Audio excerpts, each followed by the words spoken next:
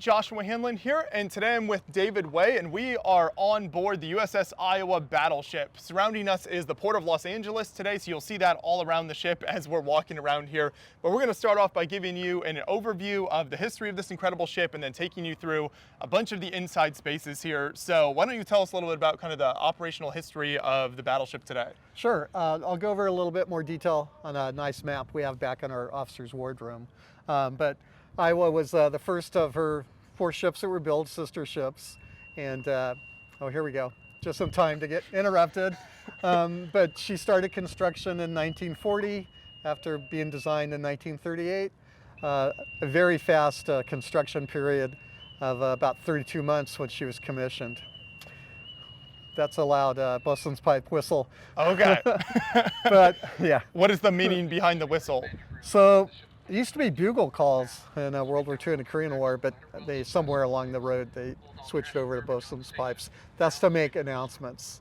And there's different types, you know, the bosuns, they have their different whistles for different types of announcements too. So you recognize, oh, that's for, you know, meals or whatever it might be. Yeah. But that brings up an interesting point, I think, about visiting a ship like the Iowa's. It's not just the visuals of walking around, but even the sounds you hear, everything is kind of very immersive. Sure, absolutely. Yeah, you're in a working harbor too. We have cruise ships coming by and tugboats in front of us. The fire boats are right here. And then gigantic intermodal containers going back and forth. So for the visitors, it's a total immersive trip, besides being on a World War II battleship with a touch of 80s modernizations. Yeah. So going back to the ship, she had about 7 years of World War II. I'll talk a little bit more. I'll use the map. But picked up 9 battle stars. Real short time period in reserve fleet, less than 2 years, off to the Korean War. She was a 7-month deployment, fired twice as many rounds as she did in all of World War II. Wow. Then both those time periods, she was based at the Long Beach Naval Shipyard, not too far away from here. That's been closed along with the Long Beach, I should say Naval Base, along with the Navy shipyard as well. Then this time she retired after other peacetime activities on the East Coast, and was 26 years on the reserve fleet before President Reagan brought out all 4 the Iowa-class battleships with modernized weapon systems for about another 6-7 years of deployment, or of commissioning period. Yeah. So in total, 19 years of active service, 50 years in the reserve fleet, and then the last 13 years we've been a museum ship. In 2011, the Navy awarded our nonprofit group called Pacific Battleship Center guardianship or operational control of the ship, and we've been working on refurbishing her and opening up more areas for tours. We have a sleepover program called Camp Battleship. We have 210 berths. Last night we had one of our largest groups. I think it was about 160 some kids. That's incredible, all staying on board at the same time. Wow. Right, I'll try to show you some of those areas, yeah. And they have a program. Of course, we have a gift shop, the events that take place like banquets, a lot of military events like commissioning, officers' commissionings or retirements, things of that nature. And then also every year, Memorial Day weekend, Labor Day weekend, excuse me, I always get those mixed up. We host the Los Angeles Fleet Week, and that's in our parking lot, and then further down the harbor, we have 1, if not 3 to 4 open house naval ships that people can go visit. So those are the 4 largest or busiest days of the year that we call our endurance contest, our annual endurance contest. You know, we love doing it, but boy, it's a lot of work. Yeah, but what a fascinating history here, and represents so many different time periods as well. So we'll see that kind of throughout the ship. It does, yeah. Yeah, I'll mention that. It is a mixture of World War II. The ship didn't change all that much during the Korean War period, but then in the 80s there were some major refurbishments. Most of our visitors, though, tend to think of the ship as a World War II era battleship, too. Yeah. Yeah. One of the cool things that you mentioned, the Iowa-class battleships, several of those are museum ships still today, along with the Iowa. Right. Yeah, so this was the last battleship to be saved in the world. There's no others. Also, we're the only battleship on the West Coast. Yeah. And I also like to mention over the 99-year period of battleships in the American Navy, we commissioned 57, but did manage to save 8 of them. And the 4 Iowas themselves, New Jersey, Missouri, Wisconsin, and then on the East Coast, you have the North Carolina, Alabama, Massachusetts from the South Dakota class, and then the Texas. And for the warship lovers, we know how special the Texas is. She was in World War I and World War II, a true dreadnought. Yeah. And she was just in the dry docks lately, and we hope to see her reopen, I think in Galveston. I don't think that's a done deal yet.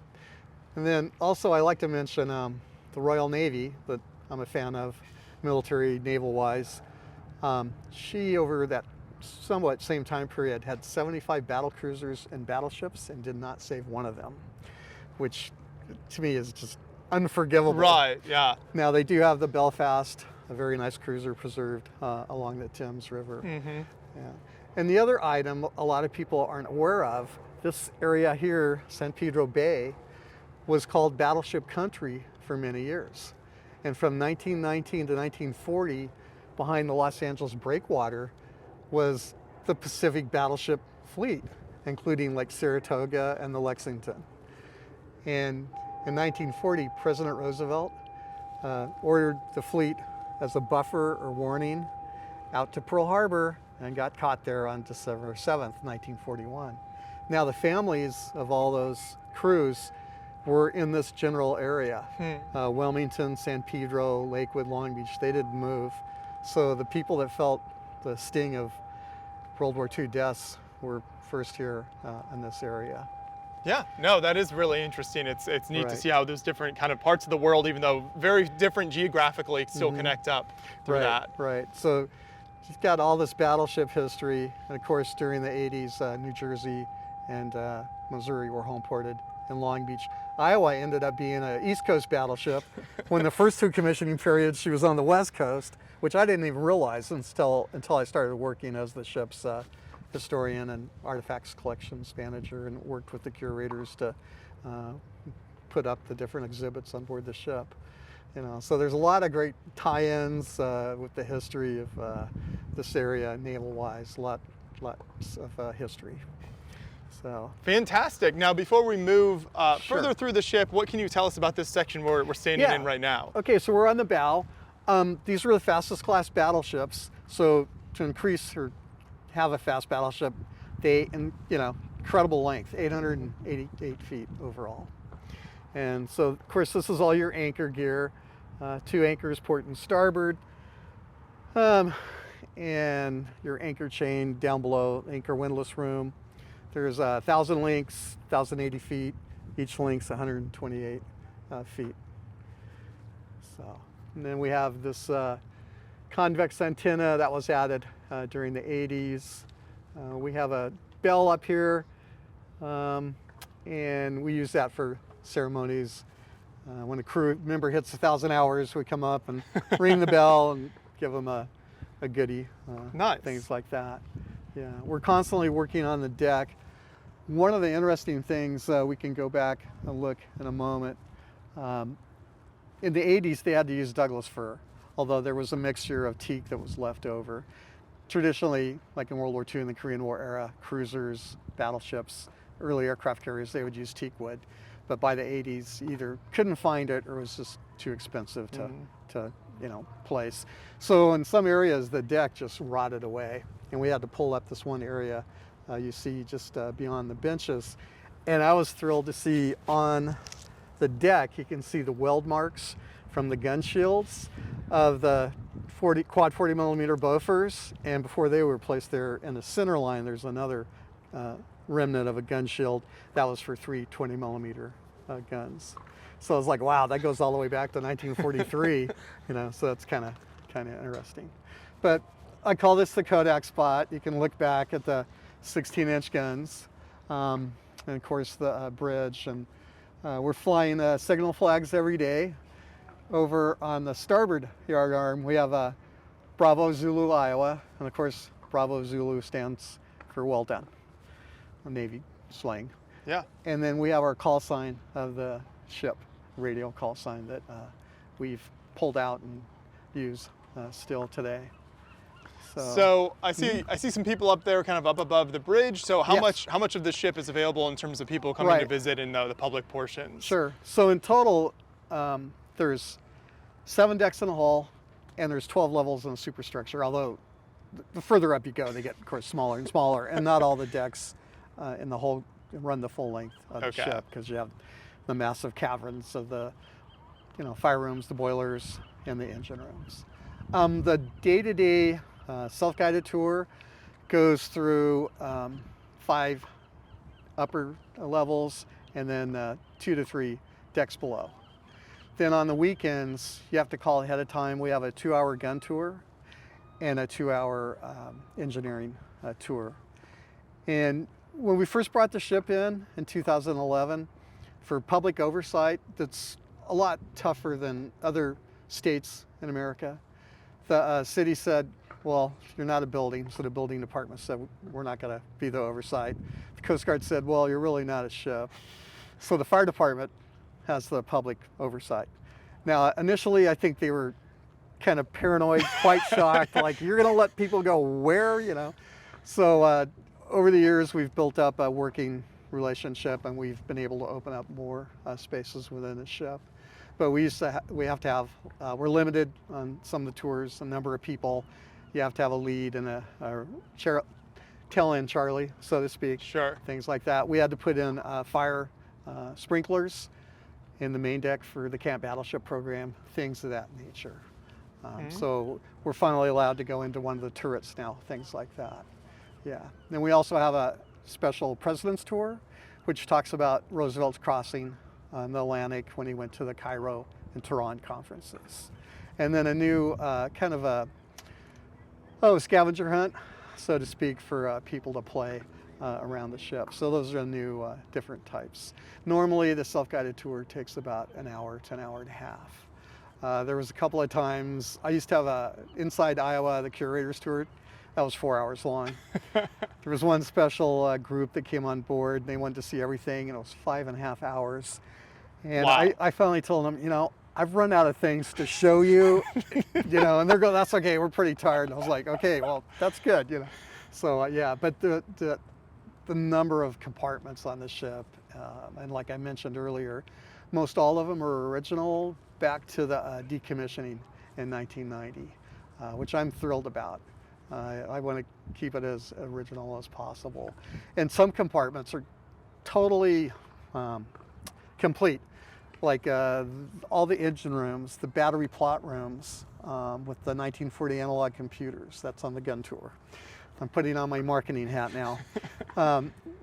We've even picked up different missing items. Somehow we've managed to locate them, especially in the Combat Engagement Center. I call it the Star Trek room, where you got all the sensors and things like that. There were many things that were missing, and we've had a few key volunteers that have brought items back on board or recreated them, and it's starting to look like really super duper now, so we're really proud. We heavily depend on volunteers on board the ship. We have just a small paid staff and a lot of donations that come in. Oh, and I forgot to mention, we do have films that sometimes come here. They can rent to film on board, and that can be something huge, like Lost at, or not Lost at Sea, but I can't remember the name of it. Scorpion, Scandal, NCIS Los Angeles, mini commercials and things like that. And they can take over half the parking lot with their entourage, or it might be just a real small group and things like that. So that's comes out of the clear blue, and always welcomed, revenue income, for us as a nonprofit group. Absolutely, and I probably just kind of raising awareness as well, those types of things, just to help let people know that you're here and the ship exists. Sure. We're also working on, it's the National Museum of the Surface Navy, and we have some really, really special exhibits. They're going to be going into an area, it's going to replace it, called Lost at Sea, but we'll walk through there a little later, and some plans to turn some of our wharf area more welcoming, like kind of a park area, maybe a building that we would be able to rent out for banquets and have a restaurant and bar type things like that. So we have some plans for this area to make it more user-friendly, so to speak, and more attractive and more of an outing. We use the term immersive experience quite frequently. So there's our background, San Pedro along Harbor Boulevard. Yeah, it's a loud area, a working harbor, so to speak. No, that all sounds great. So we can start making our way back then. I can talk a little bit about the 16-inch guns. Perfect. And a little bit about the armor. Some interesting factoids I've pulled up over the years to wow and amaze folks. So we're right next to a 16-inch gun barrel. These were the largest guns on any American warship. The Mark 7s, 16-inch 50 caliber guns. The previous battleships had 16-inch but 45 calibers, which means it's a little bit shorter, so a little less velocity, maybe a little bit less accuracy, but they're very similar.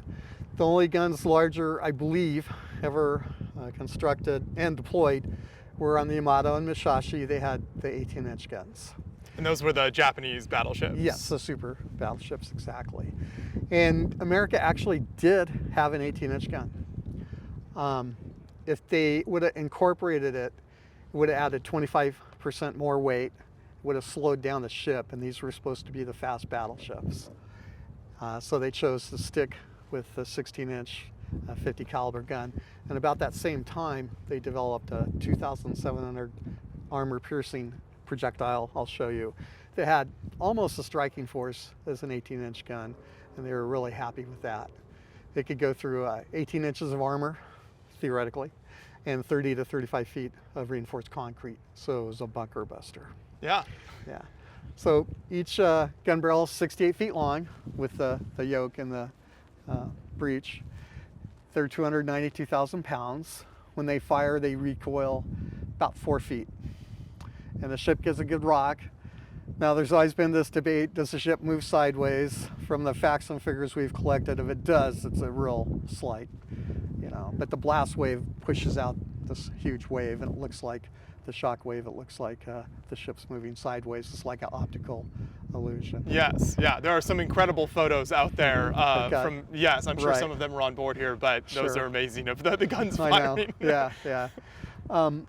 Each turret, the total rotating weight is 2,000 tons. And that's because the front facial plate has a total of 19 inches thick. The sides are 10, the back is 12 inches, and the top is 7.25 inches. And they rest on what's called a barbette. We'll go by turret 2, as you can see much better. And these are right around 390 tons. There's different types of armor on board the ship. There's Class A armor that's got a hardened face and it's pickled. You can see that on the barbette. Class B is the smooth, what they call homogeneous armor. So just the turrets alone is 12% of the armor on board the ship. 42% of Iowa's total displacement is nothing but armor. And there's a great cutaway we have in the museum where you can take a good look at how that all fits together. The side armor of Iowa is behind 3 void spaces, where other nations, they bolted on their side armor on the outside. So there's different philosophies. There's also like, how much money do you want to spend doing this? Things like that. And different. What was the, obviously this is the Iowa class like you mentioned earlier. Sure. So what were some of the upgrades and changes that they were trying to bring about through this class of battleship compared to some of what came before? Yeah, the Iowa's armor layout was pretty much based on the South Dakota. I've read where they were still not happy with the submarine torpedo connection. So they did beef up some areas with a little bit thicker armor. One noteworthy, Iowa and New Jersey were built about the same time, and then Missouri and Wisconsin followed a little bit later. So once the naval treaties broke down, for example, the Athard ship plate down below on second deck that holds both ends of the armored citadel. I wish I had my diagram now. I could point to it. On Iowa, I believe it was about 12 inches thick, or 11 and a half, and they were allowed to beef it up to 14 and a half inches on the Missouri and Wisconsin. So things like that. Mm-hmm. So Some slight differences like that Right. between the ships. Yeah. right, yeah. We're standing on the trigger or bomb deck. It's 1.5 inch thick. The main armor deck, second deck, it's 6 inches thick. Now the battleships that were caught at Pearl Harbor, most of their armor decks were 4 inches thick. And they were really modified World War I battleships. The next generation of battleships were canceled. We lost 7 battleships with the 1922 Naval Treaty, and they were about 70% complete. So they skipped a generation. What that also meant is we didn't build any new battleships for 16 years, and it took 18 years to bring out the North Carolina and the Washington. So we had that gap.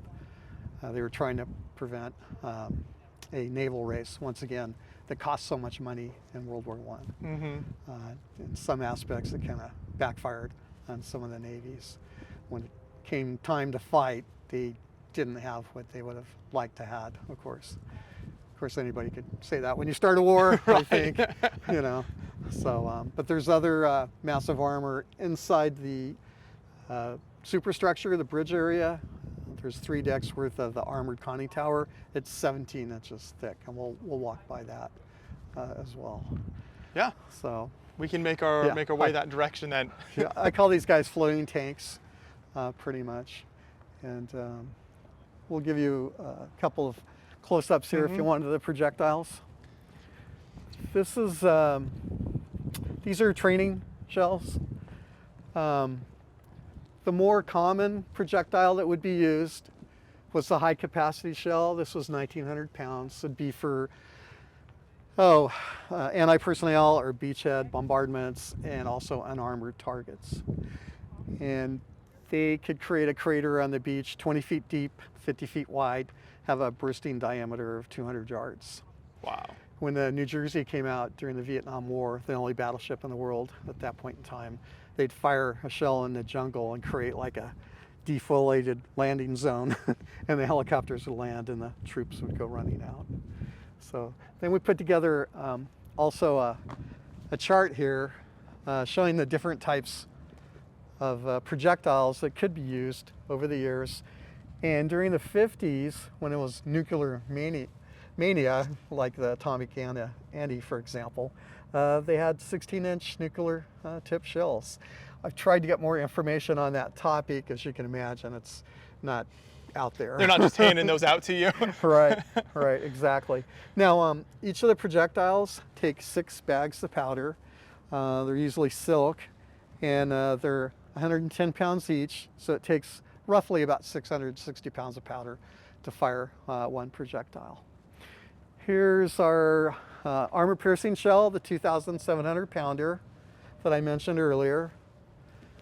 And per the manual, it takes 77 crew members to fire the 16-inch. And you see on the bottom where the magazines are, the powder elevators. There's 2 levels of projectile flats. Then you have the training machine gear to turn the turret and raise the guns, and then the actual gun house itself. And you can see over in the right-hand side where the crew would be standing for their various services to load the gun. All those blue dots are where the crew would have been throughout the different levels here. Okay. Exactly. Now here's, we have over here what we call the freight train. You see the 6 bags of powder with a high capacity shell. And here's a little factoid about if you were firing a broadside, all 9 barrels, and you were using armor-piercing shells, so you take that weight plus the powder, the ship lightens by 15 tons. Oh my. So they could carry about 1,000, a little over 1,100, I believe, 16-inch projectiles in the projectile flats. We have about 170, I believe. We're slowly getting on board into the Turret 1 structure. That'll be part of a tour route eventually. During the ship's time in combat, was there ever any concerns about the reserves running low of those? Did they ever have that issue, or were they able to keep that stocked and kind of supplied easily? Not that I ever read of. Okay. Yeah, they usually, the supply chain, as far as I know in the Korean War, they'd go back to Sasebo, I believe it's pronounced, in Japan and reload, restock, and come back out. In World War II, I think they must have had forward deployed shells. So I haven't come across that comment yet, or that indication so far. And you mentioned the New Jersey during Vietnam. Was there discussion of having the Iowa serving in Vietnam as well, or? No. One of the articles I read said the New Jersey was so successful, the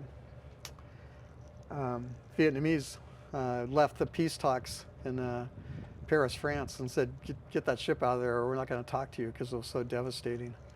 And they thought they were going to go out for a second deployment, but they wound up backing off, so to speak, and the political war. Sure, yeah. You remember part of that. I won't go into that.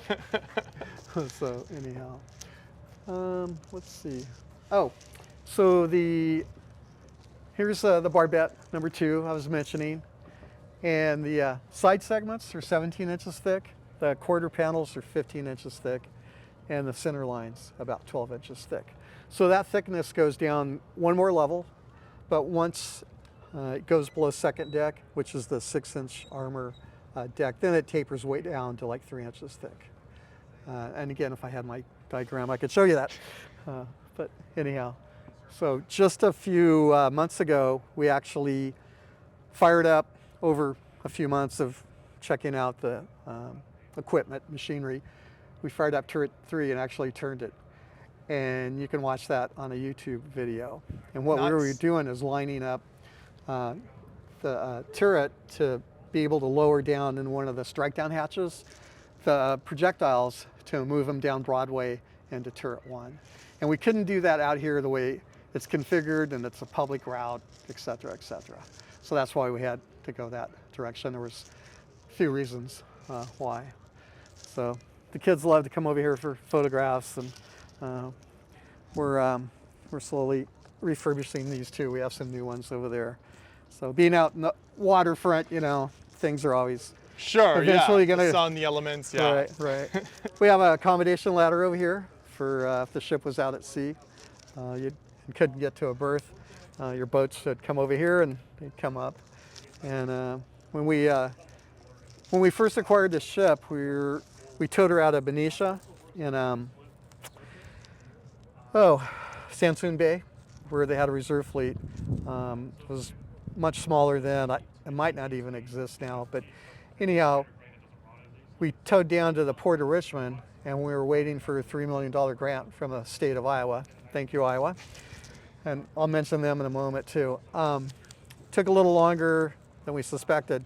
So we were open on the weekends with tours and things like that. So we lived on the ship for 9 months before we towed the ship down to the Port of Los Angeles and opened to the public on July 7th, actually, I believe it was, of 2012. And so we've been open ever since. And yeah, it's been a great adventure for me as a ship lover. And of course, growing up when we were younger, we'd watch Victory at Sea, and we knew all about the Iowas. I mean, that was like the ultimate warship. And so I look back now and like, wow, I got to work on a battleship. Yeah, it's incredible. So you've been involved here ever since it became a museum ship? Yeah, exactly. Yeah, indeed. When I was in high school and college, I worked on the Queen Mary. And I did a little bit of everything from fast foods to tour guides to administration. So I have this joke about I work on ships that don't go anywhere. But I get as long as they don't need to go anywhere, you're set. Yeah, right. So I got kind of the best of both worlds. You get to play warship during the day and then go home at night. Sure, yeah, exactly. So we're walking now into the officer's wardroom. It's one of the larger compartments on the ship. Iowa is such a honeycomb of so many different compartments. And we have some photographs here of Iowa's appearances over her 3 commissioning periods. The map I mentioned that shows an overview of her 3 commissioning periods. And there's a few other things I'll mention in here. Not only is this part of the tour route, but here we go, more announcements. We also use this for events. You can rent this out. So it's a multi-purpose room. When the ship was in service, here's a great picture during the 80s. Normally, they would have films at night. They would have meetings. It was a VIP reception room as well. So you have the officer's galley back here, a little pantry. The scullery for dishwashing, as they call it. And these big portholes, which you just don't see on warships today, at all. So, and I placed these pictures to just show her as she evolved over time. And a lot of people weren't aware. We have a wonderful model down in our museum section that in World War II, up until I think it was 1949, it was the era of float planes. And Iowa had first the Vought Kingfishers and later the Curtiss Seahawks, which we've been looking for forever. If anybody has an extra one, we'll gladly take it. But it's my understanding the Curtiss Seahawks are not one survived, and most of the Vought Kingfishers have been taken and used in different museums. So they would carry 3 of the float planes, had a catapult here. Of course, they'd pick them up from the water. Their missions, their duties were taken over by helicopters, but they could spot the fall of the shells to correct aiming. They could be a radio relay. They can also rescue downed aviators in the water. And, what else?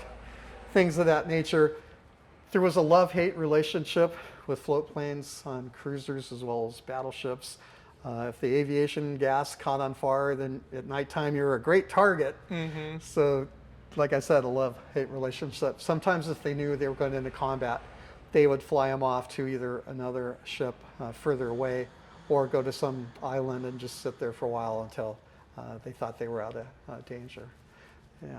So in the 50s and also in the 80s, then the flight deck without a crane was very busy with helicopters. As we hear one buzzing us, yeah, the police department, they love coming by and checking us out, as well as when the Navy is in the neighborhood. But this is one of my favorite pictures after 3 years of war. I was coming back, and they already started Operation Magic Carpet, where they were bringing home the men and women from the war back to America. And they also had on board former prisoners of war. So I just thought that was a terrific picture. Yeah, it's amazing to see these sort of like aerial higher up shots like this one over here, and you just start to appreciate like the incredible size of the ship. Yeah, this one I love too. So as I mentioned earlier, Iowa's a mixture of 80s modernization and then 40s, 50s. There they go again.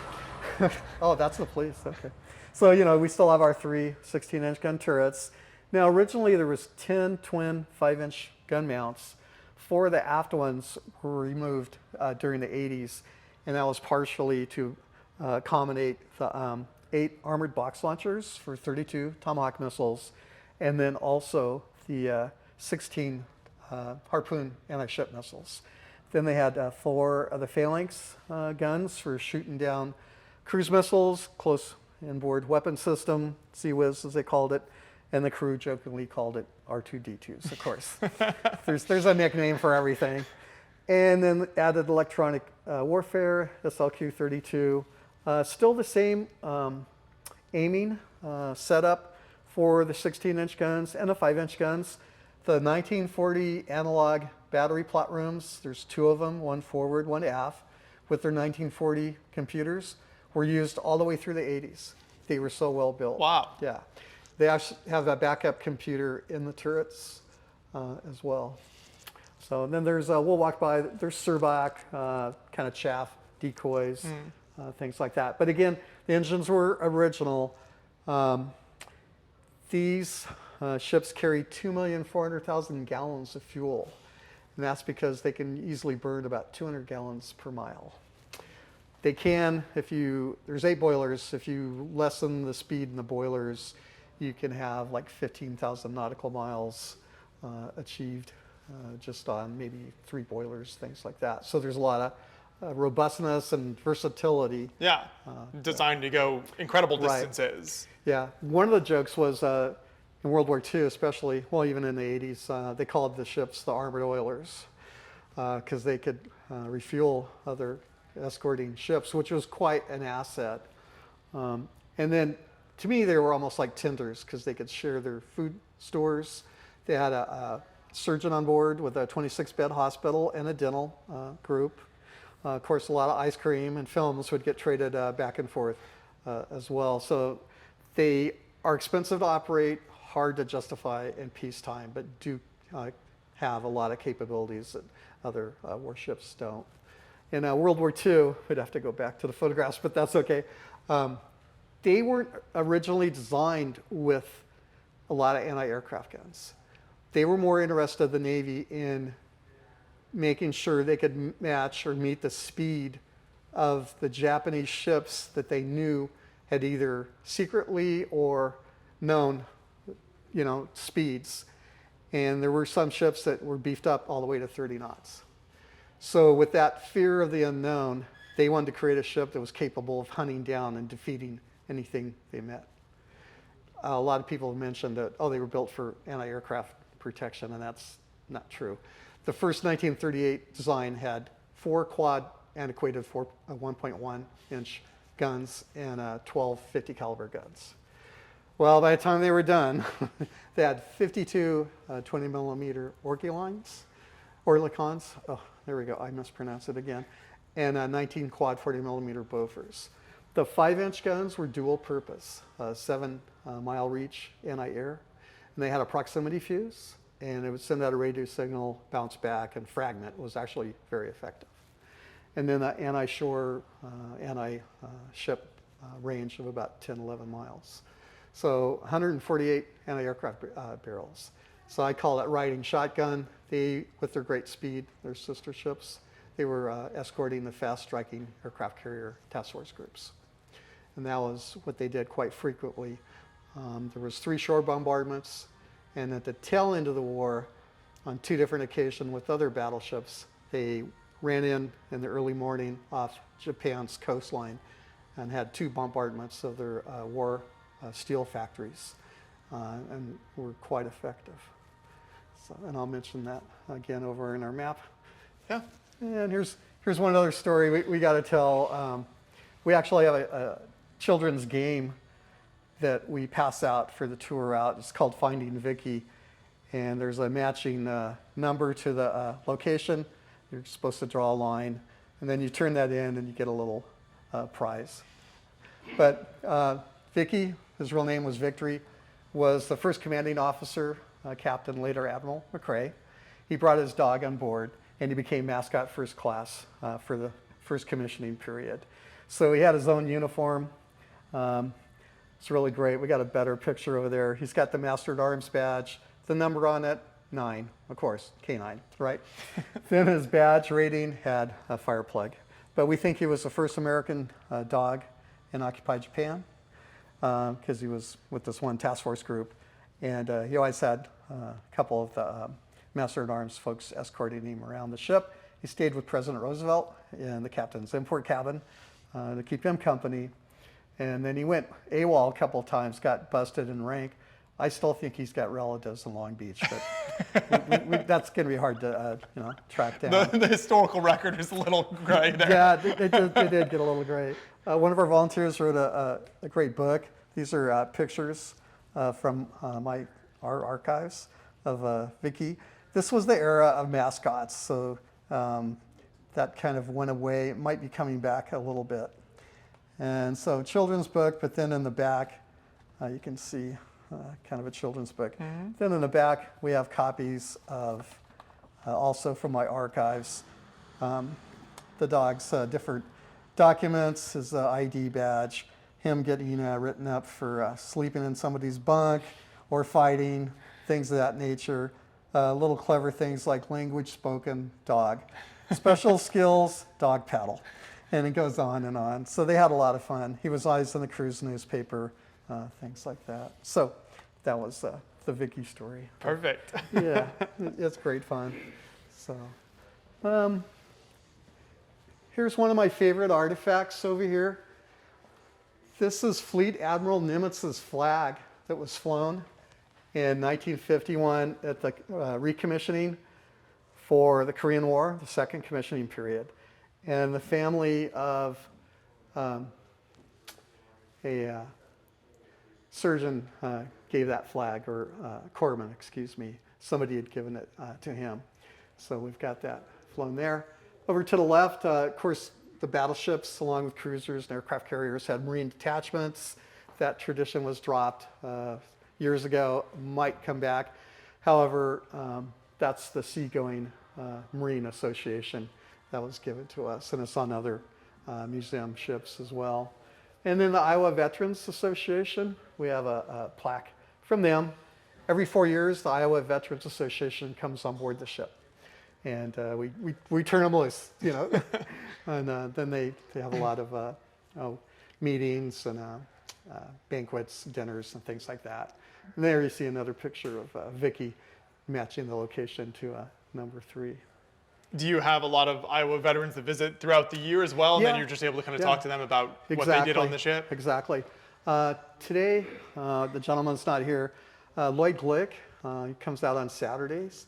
He's 100 years old. He drives himself to work. Here, we call it work. He was on the, North Carolina as a bugle person, wrote a bugle book about his experiences and lays out all his pictures and talks to people, and they love it. You know, here's a real World War II vet, which is getting, that group of people's less and less, of course. Even the Korean War folks are, not with us much longer. So here's what we put together. The white lines are from World War II. The Korean War era are the yellow lines. And then the Cold War era is the red lines.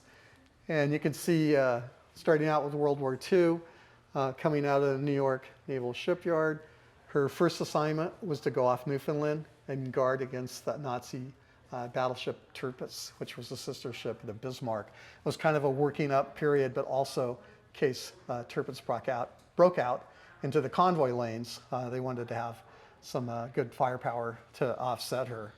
Then she went back into Norfolk or Boston, was retrofitted with a special couple of elevators for President Roosevelt to be able to go up and down a few levels in the superstructure, and a bathtub that they put in the captain's import cabin. So you see the big stretch going across the Atlantic to eventually Mirza el-Kabir. From there, the president and the chief of staffs and the diplomats, war cabinet folks, went up to both the 2 Cairo conferences and 1 Tehran conference to meet both Churchill and Stalin. And we'll go up there. I'll talk a little bit more about that. Within that same day they arrived at Mirza el-Kabir, the British said, you must get out of here because you're going to be too big of a target for Germany to not ignore. And just a few months ago, Germany had used a glide bomb and had sunk the Italian battleship Roma. So they were really paranoid about seeing Iowa there. So she went out to Brazil, and again, just for a day or two, I had to turn up and go pick up the president. So they first refueled at Freetown, spent a few days there, and then the president and his party going home. With air and land travel, they were picked up at Dakar, Senegal, which was a French port, and back to America. From there, she went out to the Pacific, and when they first arrived, interestingly enough, they made a courtesy call to the flag admiral, and he said, how many anti-aircraft guns do you have? I don't care about your big guns. The air power was the threat. So there, you know, you can see they were part of Task Force 58 pretty much, and they were doing their island hopping campaigns and fast striking aircraft attacks, the bombardments I mentioned a few times. She was at the end of the war. She picked up 9 battle stars. At the end of the war, she was right next to Missouri during the surrender ceremony. She had special communications gear on board for the reporters. So a lot of the news papers would have from Battleship Iowa, and then they would give the news.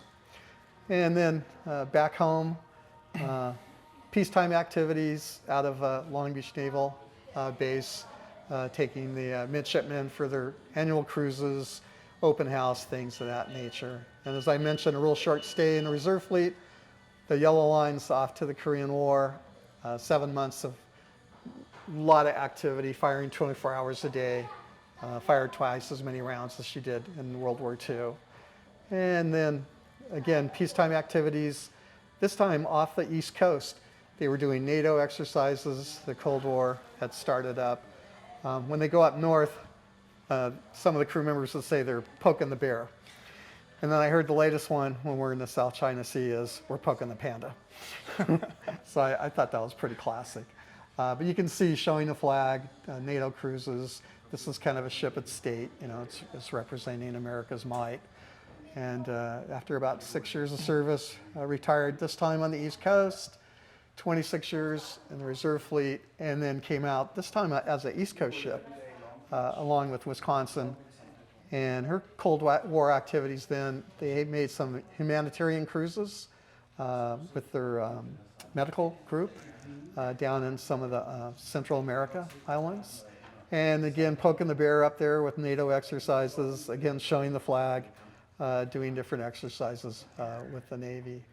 And retiring on the East Coast for 11 years, then moved to San Francisco Sassoon Bay for 10 years. And then, as we said, in 2011, the ship was finally awarded to us. But that's just a real high overview. Yeah, no, it's super helpful, though, just to see how the ship has spanned the globe during multiple conflicts. Right. Now, you've got a lot of lines on here, so I guess give a little more context, if you can, in terms of like those voyages kind of crossing the Atlantic or going across the Pacific. How long would something like that take? How long was the ship at sea kind of going between these places? Yeah, I can tell you for the Roosevelt cruise, it was 9 days across the Atlantic. Now, they were zigzagging, so they were doing 25 knots.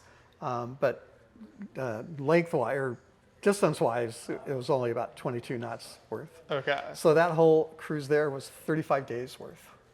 And in the logs I have, they actually note how many gallons they receive, how many they refuel on other people, things like that. Yeah. So it really depends. Once you get over like 22 knots or so, you have to start lighting more boilers. And normally you try to stick around, I think 20 knots, somewhere around there. Yeah. 22 knots. Are you there, get over 22 and you're sucking a lot of fuel. Are there pretty detailed records that the ship kept in terms of it as you look through the archives, or you're able to really kind of piece together a lot of the story from that? Definitely World War II. I've got her activities down to a daily basis. The Korean War, interestingly enough, for her war diaries, I found them closed, and they said that's no problem. You had to write a Freedom of Information Act letter to have them declassified and opened up, and I received those. So I was thrilled with that. Yeah. So that's a day-to-day item. I don't have the bridge logs for the 50s or the 80s, but I do have some of their most major events. And I'll work on that in the future. But World War II, it's almost down to a daily basis. Yeah. So I mentioned earlier, I've got the war diaries, the action reports. Within the action reports are the aviation engagement reports. And I found that Iowa opened up with attacking aircraft, 18 times, shot down 5 planes, had 3 assisted kills, and 3 wings. That might not sound like many, but remember, she was normally with the aircraft carriers, and they had the CAPs, the carrier air patrols. And I also think attacking aircraft would look at a battleship. I'm like, I think I'll pick this destroyer. And then, you know, of course, the carriers were the main item they wanted to go after. So then, additionally, I have Battleship Division 7s. And then all the items that have been donated to us, like menus, programs over the years, it starts putting together more and more of the story. I just received 2 days ago from the 1983 pre-commissioning crew, 1953 medical organization book, and 1952 officers roster. And I might have or want to send this to National Archives, the month of March 1952 bridge logs that they had found there. So that's things amazing. That I know, and I, of course, Goosebump City, I just go, wow, this is great. So I scan all those for our digital archives, and then I try to go through and go, okay, what do I pull out of this? Yeah. So it's an evolving effort, but now it's starting to add up, at least World War II wise. Yeah, So, very cool. yeah. I love to hear that. Where should we head to next then? Okay, Here? I'll point out a couple other Sure. things. This is kind of fun. We have a film over here about rescuing the ship for the visitors. And then this is great. This is just some items you would see in the wardroom. And I mentioned the menus. So there's a 1943 or so World War II menu. And if you look at the bottom for treat to the enlisted crew, they have cigars, cigarettes, and hard candies. That was their treat. So they were smoking up a storm in that era. Here's a late 1940s picture donated from one of the previous captains. And you can see they're down to just one catapult at that point, I believe, if I see that correctly. Maybe that's it. I'll have to get out the magnifying glass to confirm that.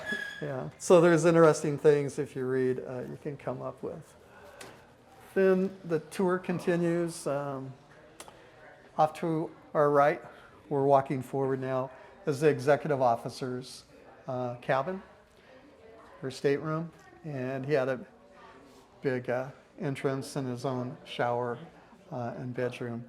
He could be the rank, like in World War II, sometimes of a captain, even though he wasn't the commanding officer, but he really kind of operated the ship.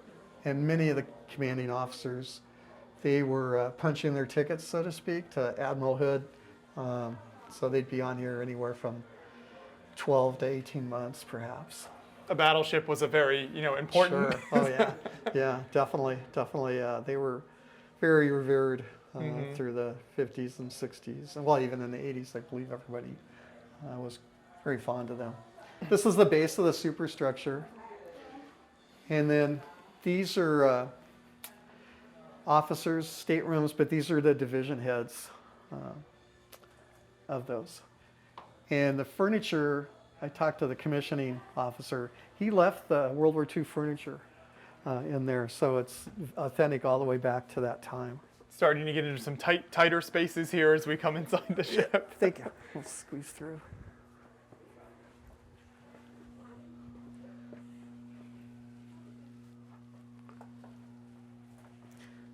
So these are the different items, that we left because we wanted to keep the ship very authentic. It makes it tight, but that's the way it was. Yeah, exactly. Yeah, you want to walk around and sort of get an idea of what the men who served on this experience. Right. Here we go.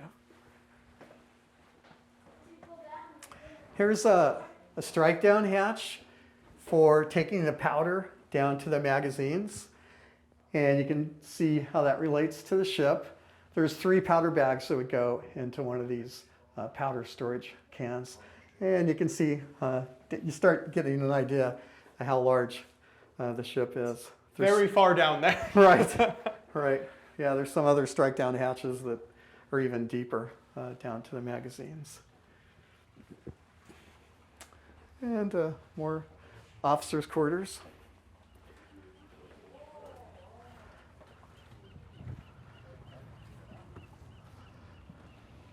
This is in one of the World War II shore bombardments off the Amelia Atoll in the Marshall Islands. The ship didn't realize the Japanese actually had a 6-inch gun shore battery. And it hit one of the most armored spots you could pick on the ship. And the only thing left today is, see that handprint there with the arrow? That was where it ricocheted off on the 10 inches of armor. And here's a picture, and I have a report that was written up. And it kind of splatted and fragmented there. There was a second shell that hit along the side of the hull. It was either a 5 or 5.5 inch gun. And I just kind of punched it in and splattered about too. And of course, I got the attention of the ship, and we probably didn't last very long. But you can see how effective that armor was. You talked about that earlier in those different thicknesses. Yeah, amazing. Yeah, things. So now we're walking by turret and barbette number 2. Right now, we just got through switching our tour route. We just received a grant from the state of Iowa that's going to pay for the O1 level to be redecked. We've had protective plywood over it, And again, it's over this Douglas fir planking that's just rotted away, unfortunately. So we're going to use a composite type decking that we just finished putting up on the 04 level that we'll walk by. This is much, much larger though, so it's going to take several months to remove the old deck, prepare the surface for the new composite deck. So we're chipping away at a large ship with a small group of dedicated volunteers and staff, and we're excited about that though. Yeah, when you think about the whole kind of city at sea idea of like one of these ships and just how much goes on to preserve this, you've got to constantly be working on things. Right. So in World War II, they wound up with a crew size of 2,800. Her original displacement or original complement was supposed to be 2,300. When they brought all those anti-aircraft guns on board, that added about 500. So that's how they got up to 2,800. Even the Korean War, although the 20 millimeters were gone, they had a few of the 40 millimeters left. So they still had about 2,400 crew, and that included a Marine detachment. But in the 80s, it fell down to 1,400. And I mentioned to people the backbone of the fleet today are the Burke-class destroyers. And their crew size is about 300, 320. So we're 5 times more expensive with benefits, salaries, food, etc., fuel, things of that nature. That all adds up very quickly. Absolutely, absolutely. Here's the quarterdeck shack over here. It's got sensors, and we use it for different purposes as well. Here's one of the strike down hatches for the shells too. And these, you can see these sort of patches on the deck here. You're talking about that work that's ongoing and just trying to make sure things. Yeah, we have warning things and stuff like that. So we'll go up to the 01 level, and I'll walk you through. This used to be on the tour route, but we decided to enhance the story of President Roosevelt being on board Iowa, kind of acting as the Air Force One of the day. Okay. And I'll tell you a little bit about that story. Also on the 01 level, we have a memorial to the 47 sailors that were lost. This was on April 19th, 1989. There was what's called an open breech explosion in the center gun of turret 2. It created a fire, a flashback fire that lasted about 90 minutes. They had to flood one of the magazines, but by the time they put out the fire, it did unfortunately cause the death of 47 sailors. Each year on that same date, we have a memorial service on board the ship, and also at that same time, back in Norfolk, Virginia, at the ship's previous home port, they have at what's called Iowa Point, a memorial service as well. And we still have a very raw, sensitive subject to a lot of the crew members that were on board. So we have a veteran here too, and we kind of escorted with them coming back to the ship and dealing with a lot of those emotions. So hopefully by 6-7 months, this plywood will be gone, and we'll have a beautiful new composite deck. Fantastic. So we're excited about that.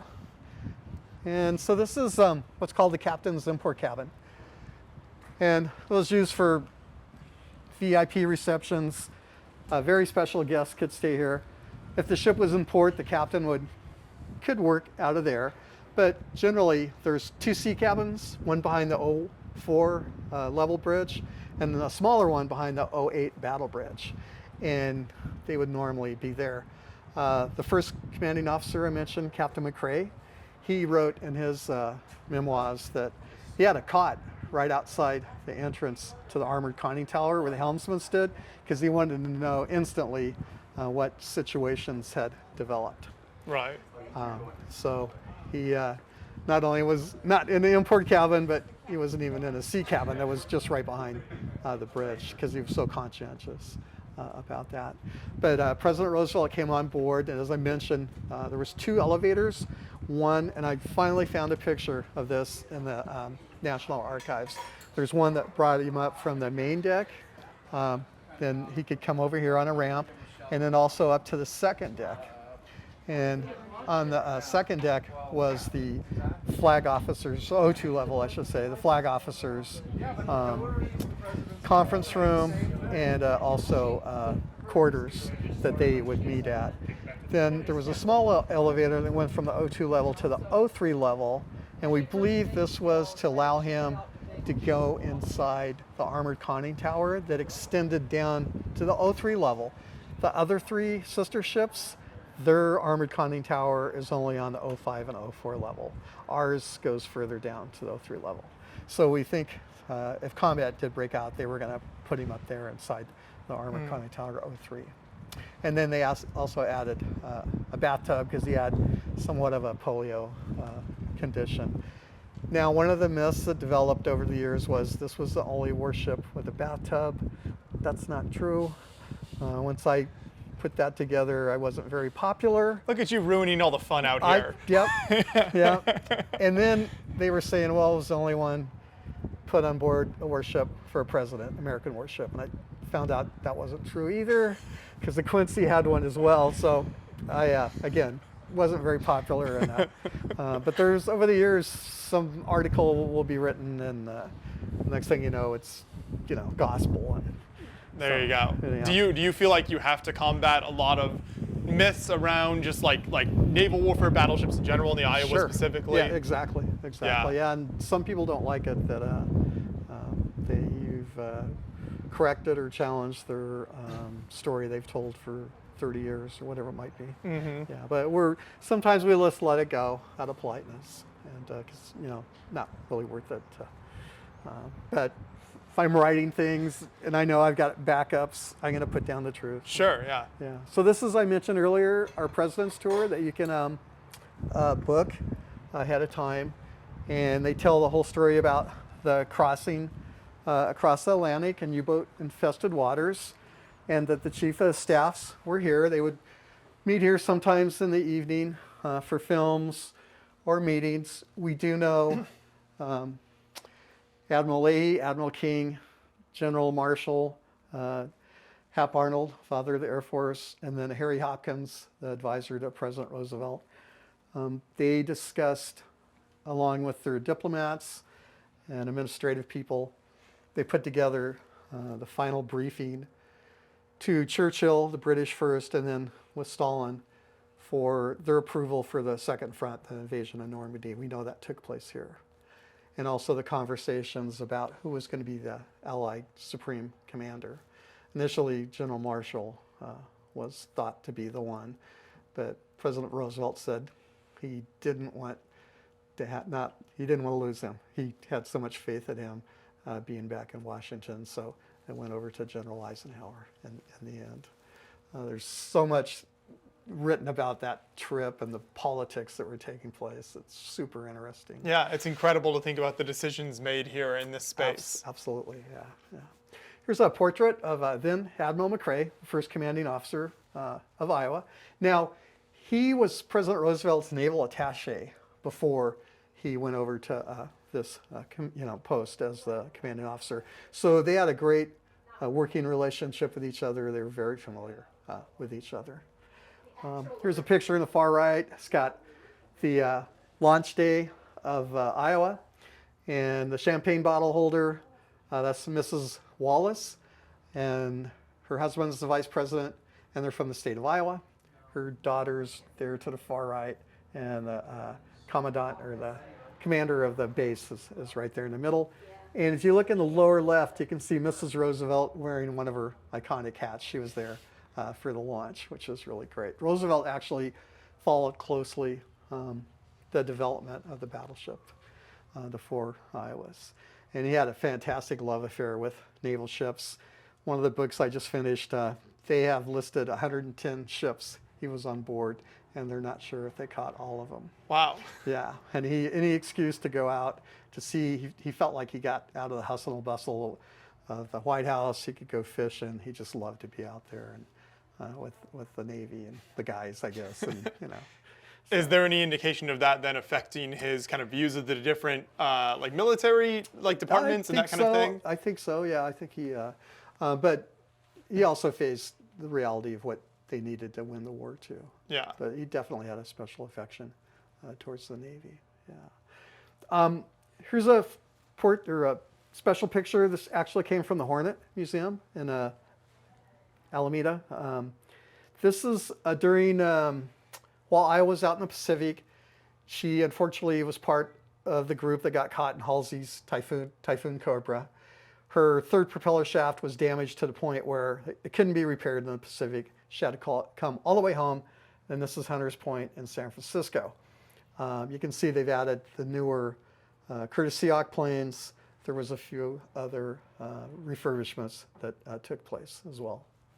So, and a pantry here for the captain or his guests. And right beyond the far bulkhead in the pantry is the admiral's quarters.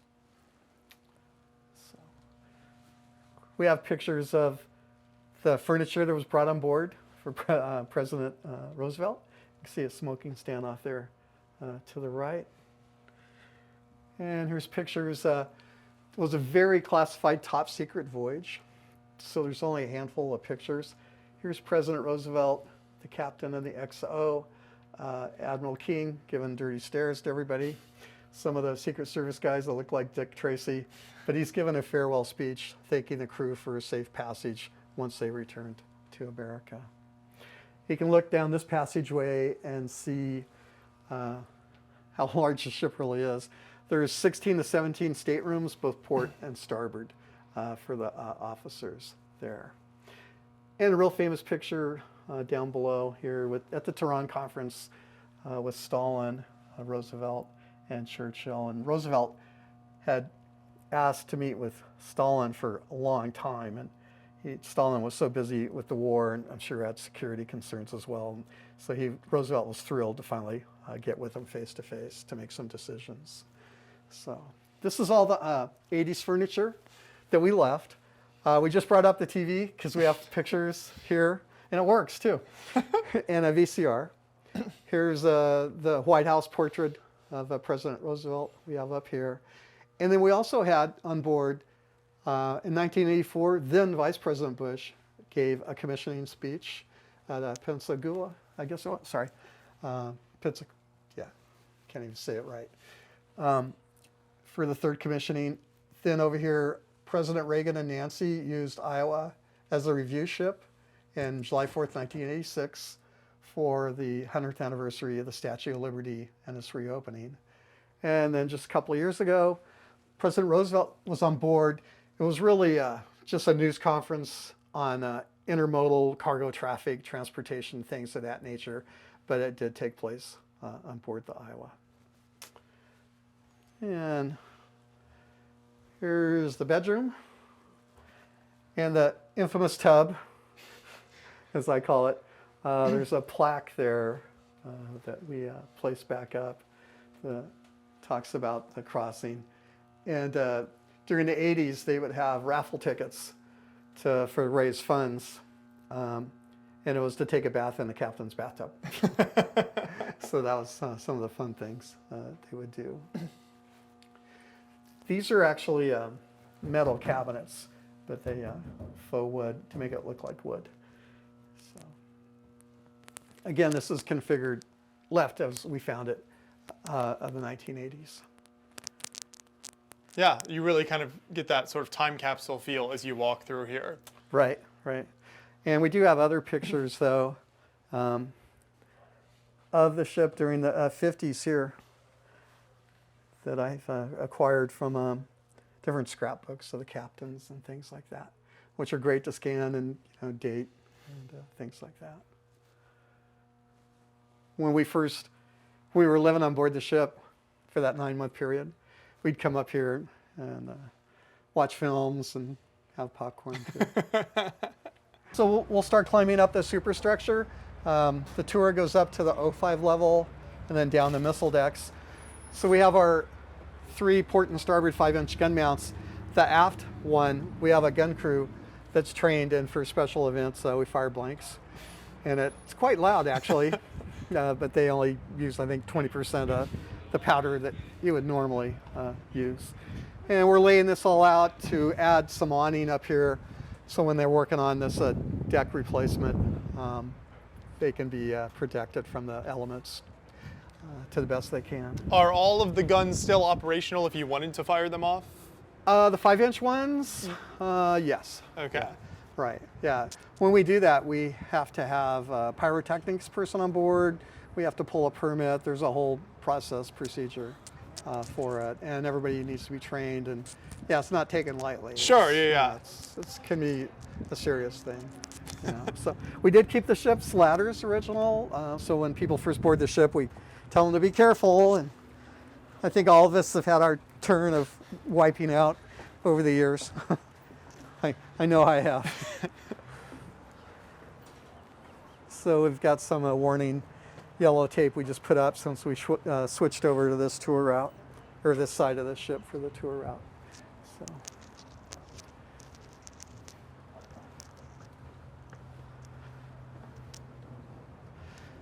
Now I called the 5-inch guns, the 5-inch 38s, the guns that won the Pacific. They were on almost every single warship, either single or double gun mount, and even on some of the Allied ships too. They were just very efficient, durable, had a great variety of different projectiles you could fire. And I think we're with the Navy up into maybe the 80s perhaps. Yeah. Now they're automated, of course.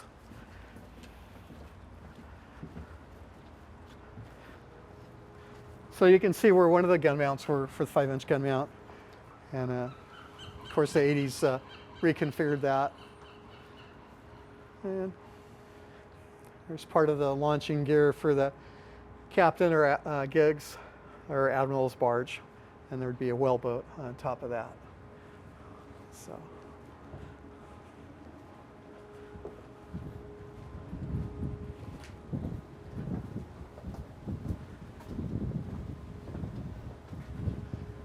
So this definitely looks like a World War II ship, you know, just this area alone.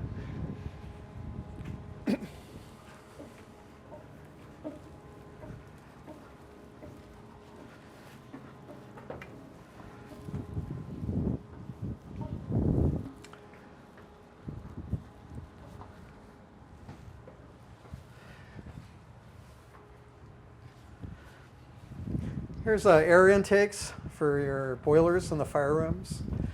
And also the superstructure is not armored, but inside it are armored tubes. There's about 15 of them. And they're anywhere from 1.5 inches to 16 inches thick. And here's a couple here. Running through those they're protecting fire control or communication wiring. So they're trying to isolate those areas and protect them without the expense of armoring. Sure, the more vital stuff that runs through the ship. Exactly, yeah.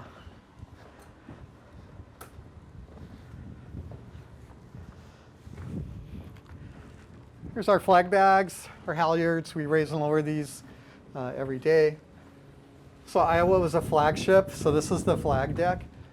And in case people don't know, a flagship means you're going to have a flag admiral on board, maybe 25 or so folks that are part of the flag staff. They're going to have separate communications and situational understanding rooms.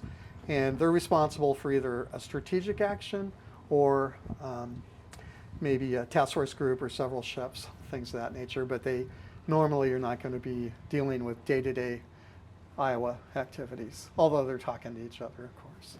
Mm-hmm. But this is a signal flag compartment. If you're in combat, you could run the flags out, flip this lid up, hopefully not get, shot or pick up any injuries and run them out to a certain extent. Maybe with somebody else out there as well, but.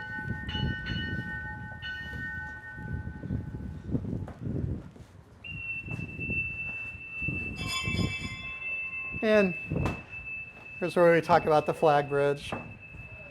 Now, one of the ways in World War II you could tell the Iowa apart from the other three sister ships is on the top of turret 2.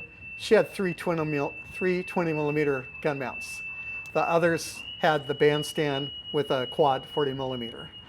But the quad 40 millimeter would have blocked the view outside the O3 flag bridge. So that's why they had a lower level 320 millimeters. One of those nerdy little things. Right.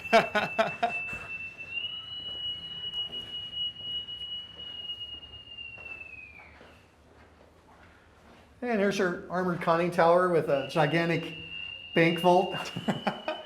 This is 17.3 inches thick. And again, Iowa's is 3-level. All of that was dinner for the crew. Here's a picture before Iowa's bridge was enclosed. That was at Hunters Point. And you can see the 320s on top of turret 2.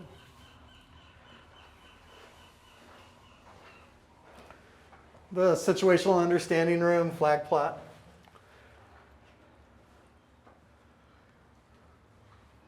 So what are some of the equipment in there? Just maybe navigation repeaters, situational understanding, where they're cruising through, communications, things like that. Yeah. Now, during the week of the surrender ceremony in Tokyo Harbor, the different flag admirals were getting bumped in seniority out of their flagships. So Admiral Halsey was here, but I've narrowed down from all the logbooks only for 2 hours. But he was here. So we put that in there, and every once in a while somebody goes, well, his flagship was New Jersey or the South Dakota, depends on the time. And I go, yeah, you're right. But they would come over, but their flag group would stay on board the flagship, and it was a crazy week. Right, a lot of moving around. Yes, exactly. Here's your sound power phone plug-ins that we've polished and kept them. We also on above us, we have the ward ribbons that were received during all 3 commissioning periods. And then further down, what they call it, Award Excellence or Efficiency Awards is I think a new term that they developed. Mm-hmm. Yeah. So. But wait, there's more. Up to the 04 bridge. And here's our brand new deck. Oh, very nice. Yeah. Now, is this what you said they're doing down lower deck as well? Yeah, this is what we'll put on the 01 level. Okay. The group that sells these laser measured everything. We had to make sure the deck was rust-free, no holes, things like that. Yeah, so it still took quite a bit of work. Yeah. This is the captain's import cabin. It'd be kind of awkward to show on the tour route. And here's the crest of the 1980s. The nickname for Iowa in World War II and the Korean War was the Mighty Eye. And then when it came to the 80s, it ended up being called the Big Stick. But it's interesting, the other 3 ships kept their original nicknames. New Jersey, the Big J, Missouri, Mighty Mo, and Wisconsin, the Whiskey. How, I know the meaning behind the Big Stick, but how it superseded. Right. Because if I say Mighty Eye now, nobody knows. Huh? What? So that was another interesting. But here's where the helmsman would be, steering the ship again. And one of the complaints of the officers in terms of the battleship or the Iowa class was the small bridges. The navigation department is behind this bulkhead, and the meteorological folks are behind that as well. So this is the extended bridge that was put on at Hunters Point to kind of help relieve that situation. Mm-hmm. And you can see down below the armor plates that are bolted down.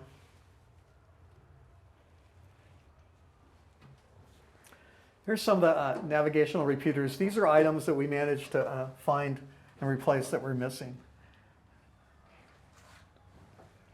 And where do you find some things like that? How do you go about sort of tracking that down? Yeah, some of them are obsolete with the Navy, and they'll throw them out if you know somebody and they give you a call.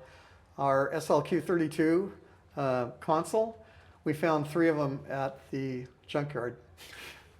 So you never know. But we have a wish list. Sometimes the Navy, not as frequently, allows us to go what they call ship picking with ships that are going to be scrapped.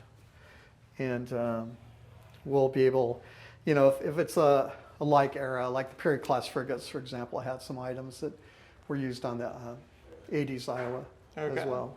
Yeah. And we can go up to the fire control 05 level.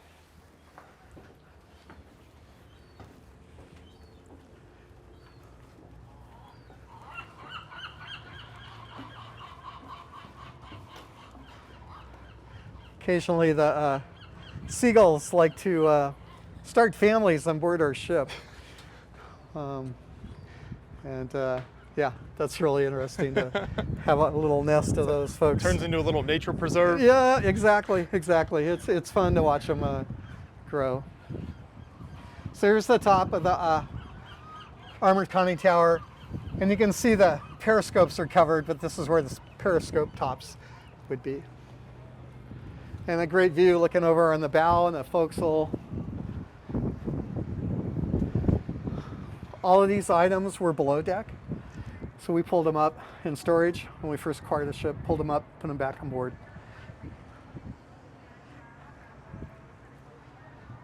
And we have an amateur radio club on board.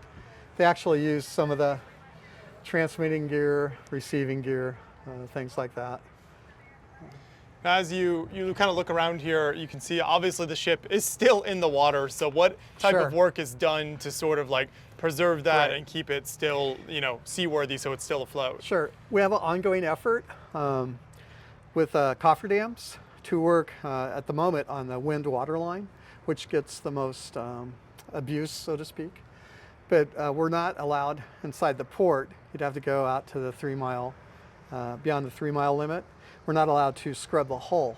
However, we think with the growth that's on there, it doesn't get much oxygen, so we're not too concerned about that right now.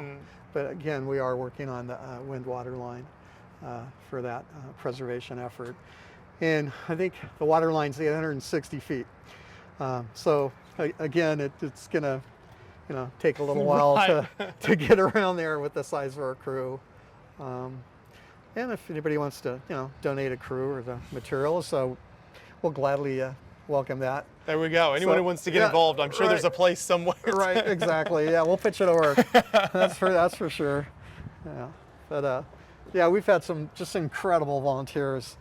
Their love of the ship and of preserving the history drives them to just do wonderful things to keep us going, keep it preserved, tell the story, share the story. Yeah. Here's one of the 5-inch gun fire control directors, the Mark 37s. And all 4 of these from the 40s was left and used all the way through the 80s. So how exactly did one of these kind of operate then in terms of like the accuracy and what it was able to communicate? So it's an optical rangefinder, and they're locking on a target, and that information's fed down to the battery plot room and picked up. So you have 1 forward, 1 aft, port and starboard. Yeah. Okay. So if you have a shore spotter that's relaying information back to you, you can dial in quite nicely. Yeah. A sea battle, which didn't take place that often, it's a little bit of a dancing game, but they're very accurate, especially 16-inch guns once you dial them in.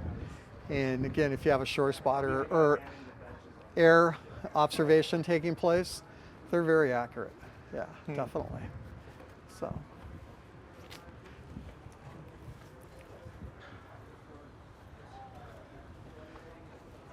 These are mock-ups of the Phalanx guns. These were removed at the end of the 3rd commissioning period and went to other ships. But this is the Block 0, the first version. Today I think they're up to Block 2 or 3. Bigger projectiles and more accuracy, greater range, etc. So.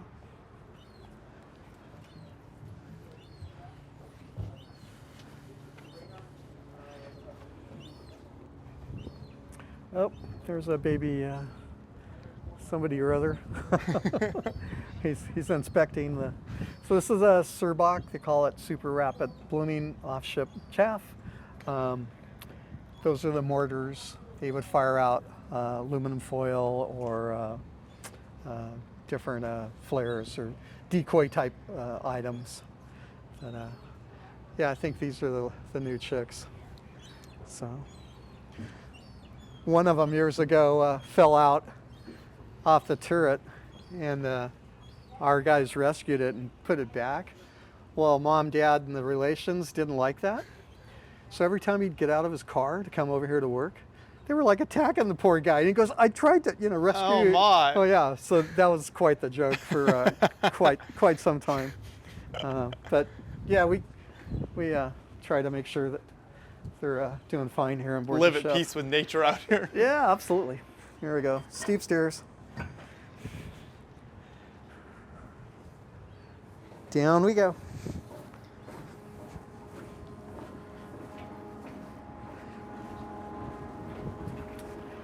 So is that where we just were? Is that the highest deck that the tours Yes. run to? Yeah. Okay. So one of our nicknames for the ship is the Armored Stairmaster. And then once again, another, when we were at Richmond and lived on the ship for 9 months story, we didn't have any power on the ship. We had to take showers over in a local marina, plastic porta potties, had to bring our own food and water on board. And that January, February was very cold on board the ship. Oh. So then she became the armored icebox. Never a dull moment here.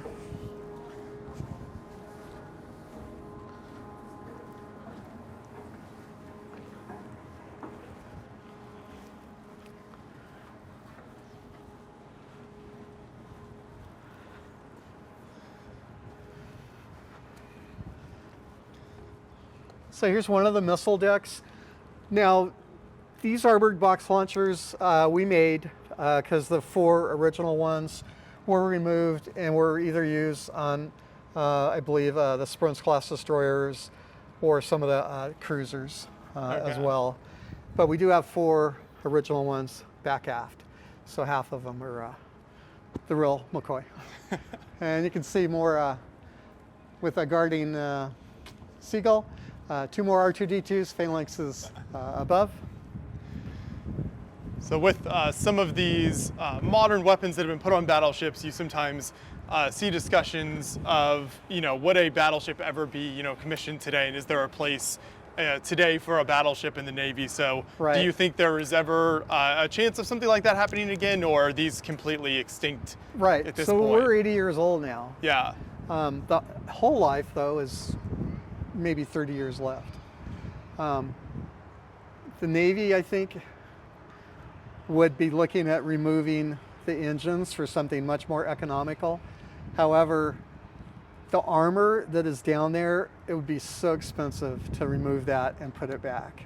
And that's the real plus, is the armor. Mm-hmm. And I also think if they were to do that, they wouldn't be using the 16-inch guns, but would use the barbettes for vertical launch cells.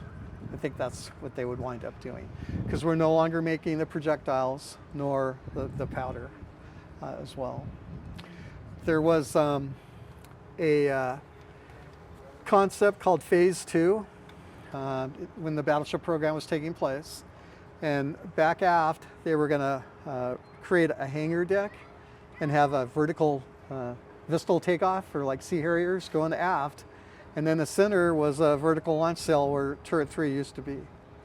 Now that never did evolve because after Desert Storm that Missouri and Wisconsin fought or were part of, that was the end of the program. And Iowa and New Jersey were already standing down at that point in time, decommissioning. Mm-hmm. So I think it's unlikely that, it's just an affordability issue. But it's not. The ship was designed in '38, so it's not very automated. One of the upgrades in the 80s they wanted to make was automate the water feed gauges for the boilers, because they were not automated. You had to manually tweak them, and watch them, things like that. That was something that was on their list.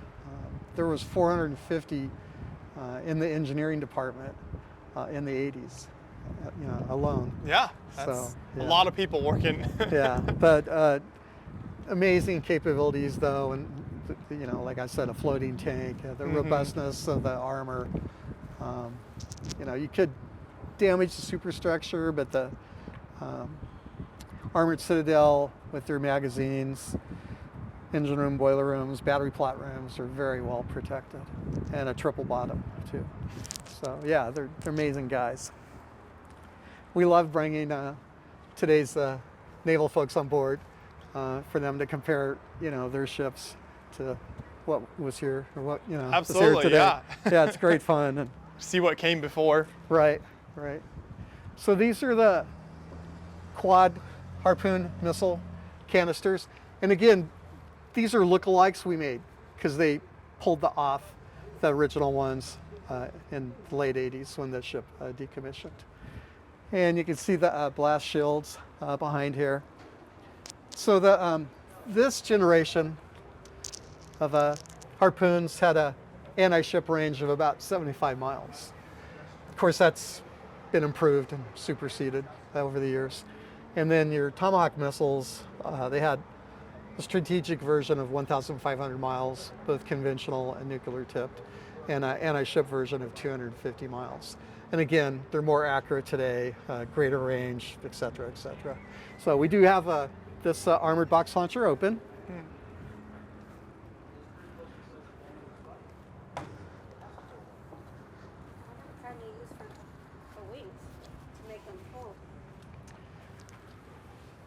And you can see where the Tomahawk missiles would lay. The launcher's hinged right here, so it would come up, you can see in the pictures here, and fire out, and you have blast shields behind here as well. They would send everybody off the deck because of the toxic fumes probably out of the rockets. Now, how extensively were these used as opposed to the 16-inch guns in the 80s? Well, the Missouri and Wisconsin did use them in Desert Storm, just for target practice on New Jersey and Wisconsin. And they used to do firepower demonstrations with a 16-inch and a 5-inch guns to the Allies and NATO, things like that. Yeah, but as far as in combat, it was Wisconsin and Missouri. Okay. And if you remember, they were kind of a decoy with the Marines against Kuwait, while the Army did a end around into Iraq.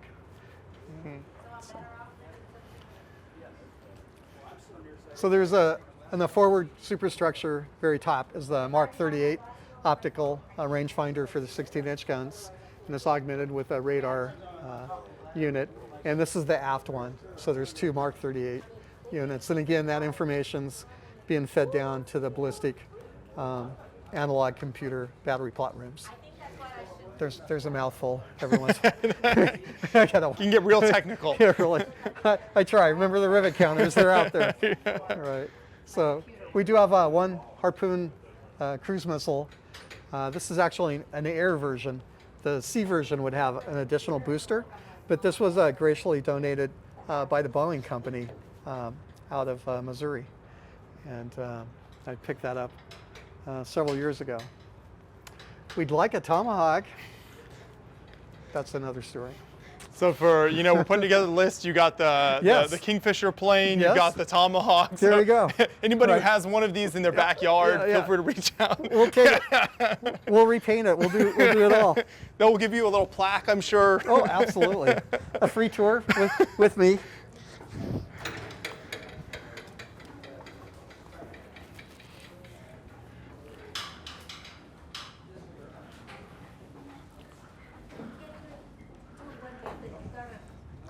So I should be going backwards, which we tell all the guests.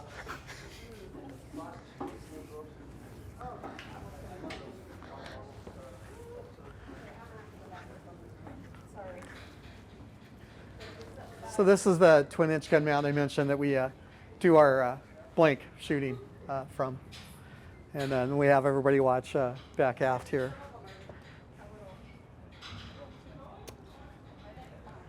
There's our busy fantail.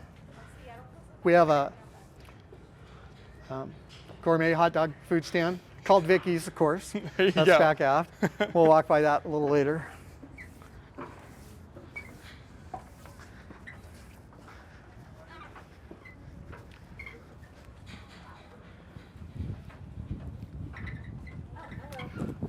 On the starboard side of the ship, our electricity, shore electricity, is plug-ins here.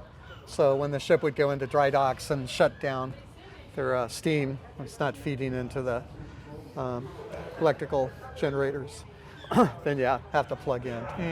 Yeah, we have a duet over here. This is the handling room for a 5-inch gun mount. So your projectiles and your powder cartridges are coming up from the magazines down below, and then they're processed to go feed up into the gun housing itself. Here's another cutaway here that explains all that.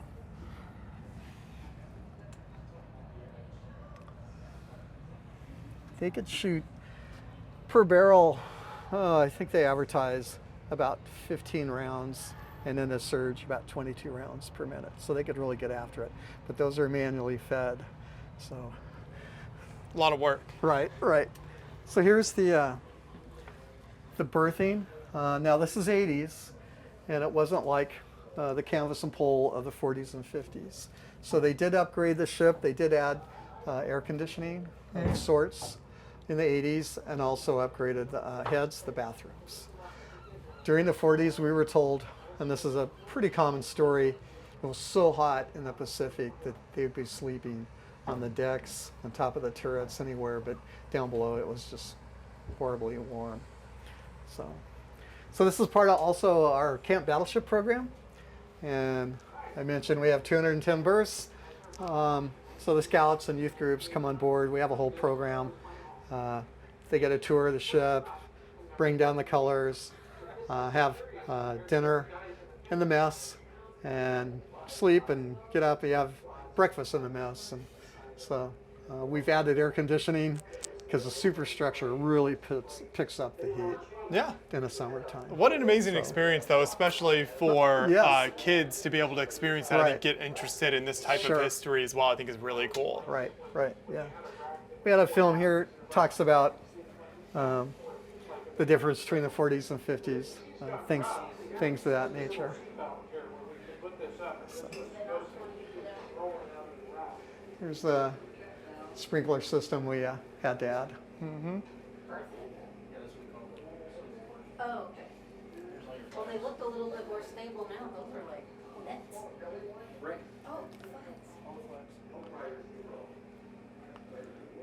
flags. Sorry. Thank you. We'll Thank squeeze you. by. So this is the opposite side of the O1 level with the officers' quarters. So we looked down the passageway earlier. Okay. So now we're going down to a few museum areas, and then the bakery, the galley, and the mess deck, more museum areas, and evenly the gift shops at the very end of the tour route.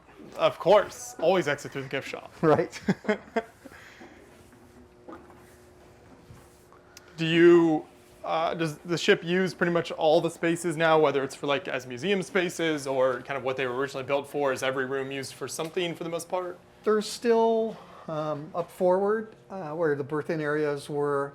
That's going to be part of the Service Navy Museum we're working on now, Okay. as well as back on third deck a little bit further aft. But everything else we would probably keep the same. There's just forward here is the machine shop, the shipfitter shop, and the welder shop. Yeah, so things like that are unique. In fact, we use some of the machinery. We've refurbished it. And Yeah. it's a real live ship. You know? Yeah, that's amazing. Here's the launch story. I spoke about that a little bit in the captain's import cabin. And more of the enlisted berthing. And the Vicky story. More of that. There's then Captain McCrae and Vicky. And then the story of how to feed the crew. So beef stew for 2,500. and different pictures of the ship. Excuse us. Thanks.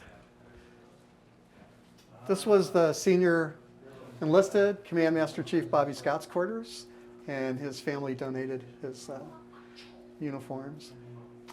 This is at the third commissioning with the captain, Projectile, and Bobby Scott.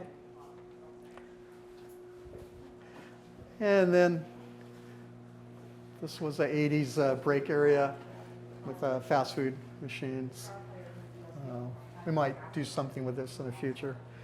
Then we have, this was from the Iowa Veterans Association. We have different artifacts and exhibits on display. Here's from our photo archives. Here's like the 3 commissioning periods, the 40s, 50s, and then the 80s. There was a fun story behind.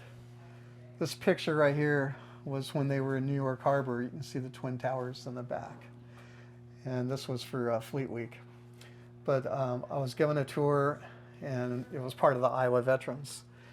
And one of the wives pulled me aside a little later and said, "Can you get me a copy of that picture? That's my husband right there." I said, "Yeah, I've got it." So I sent it, and she blew it up and gave it to him as a present. So those are good moments to be part of. Yeah, you're able to connect people with those memories and those Right. past experiences. That's really neat. Yeah, so I love doing things like that. These are all the Iowa Veterans archives, because we have 2 different collections. Part of Iowa's crew at the end of the war, amongst other Marines and sailors off other ships, went on board the last surviving floating Japanese battleship Nagato to receive the surrender from the captain, and this admiral's flag came from Nagato. And crossing the line, first time in 43 when they were coming down from dropping off President Roosevelt. And these were real popular in the 50s, these embroidered jackets. Cruise books, have a lot of the cruise books, midshipmen. And then we come to the 80s here.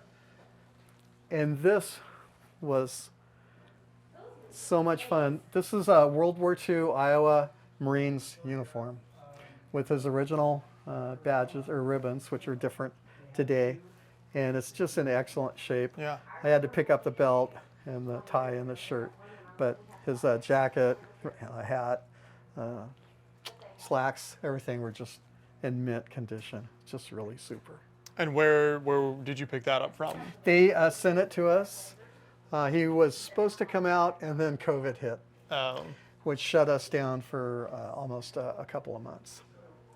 But that was their daily service uniform.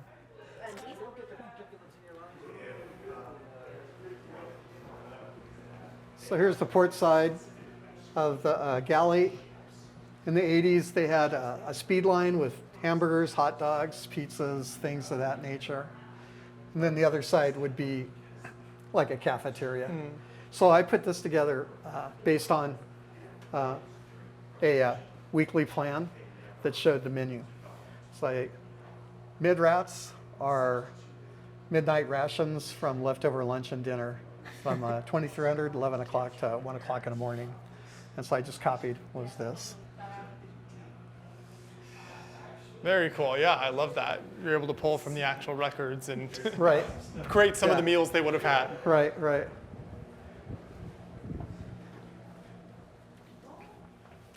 We took this so people could see the electrics coming through here.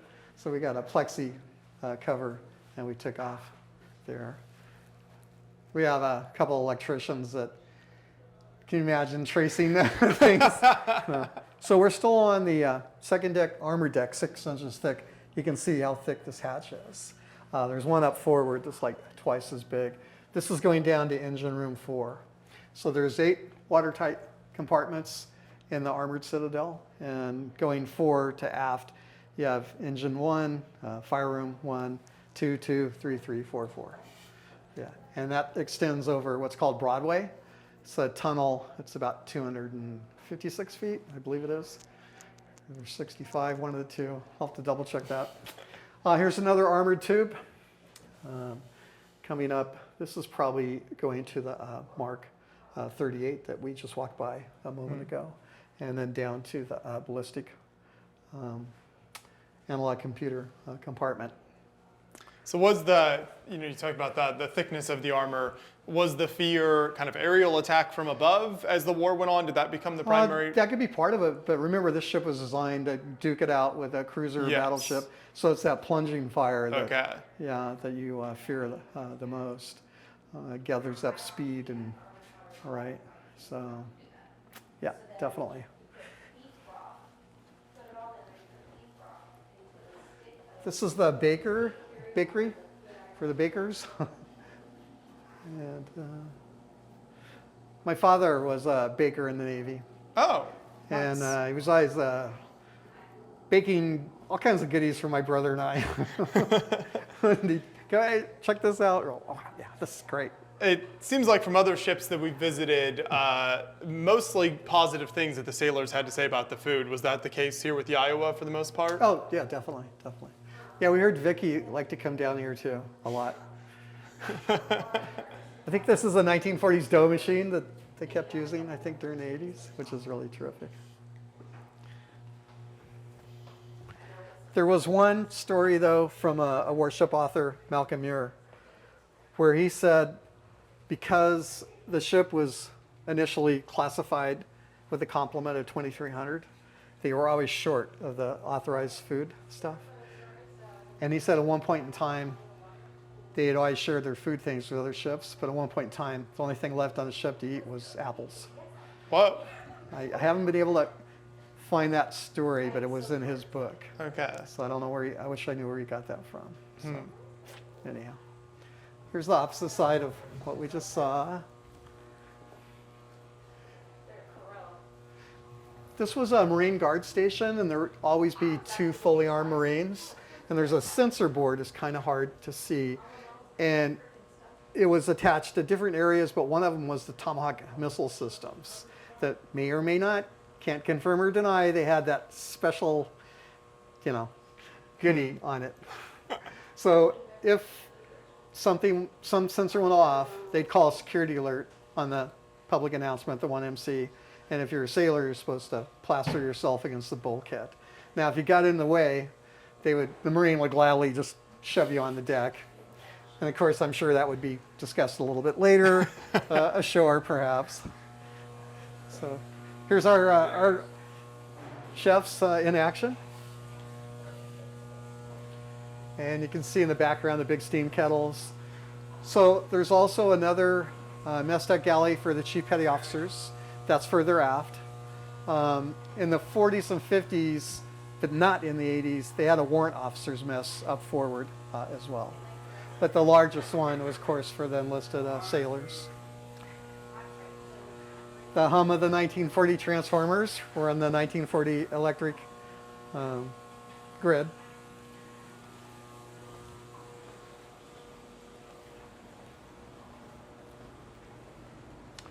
And here's barbette number 3. So turret 3 is above us. And it's still at that major thickness until it goes below our 6-inch rubber deck. Ouch. There we go. Case in point. We nearly made it through. Yeah, really, exactly.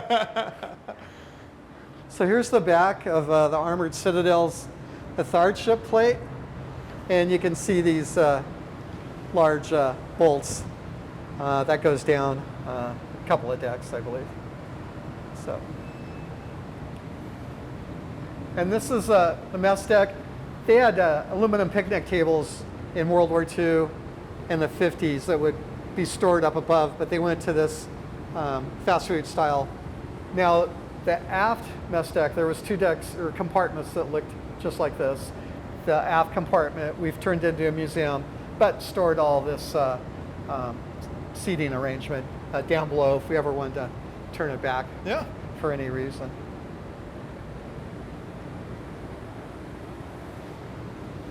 My artifact collections are 2 decks below here in the original,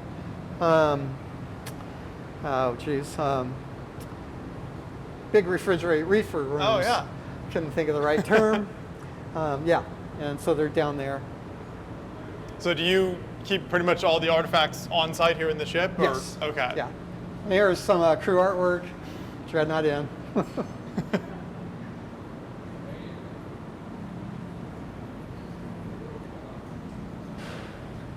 There we go. He's looking for the bakery, right? All right. He's looking for the place where we boil cats. We're not supposed to talk about that. We love cats. Oh, okay. Quite. Get politically correct. So, notice now it's going to get cooler because we're getting closer to the gift shop because we want people to shop. There we go. It might be a historic ship, but you still got to do the marketing, you Yes, know? yeah. Right. This is put together. It's really tied into the Turret 2 story, but it's just a real high overview of gunfire, starting with bamboos, cannons that the Chinese made earlier, and then talks about John Dahlgren, his contributions to gunfire or guns. Mm-hmm. The 3rd Iowa BB4, she had a gun accident at one point in time as well with one of her gun barrels. The Mississippi twice had a gun accident, one off the coast of San Pedro here, and then one in the South Pacific during the war. And then fast forward to the Vietnam War with the 8-inch gun Newport News, also had a gun accident. Not to make light of any of them. Yeah. And this is an overview of the investigation that took place of the Turret 2 explosion.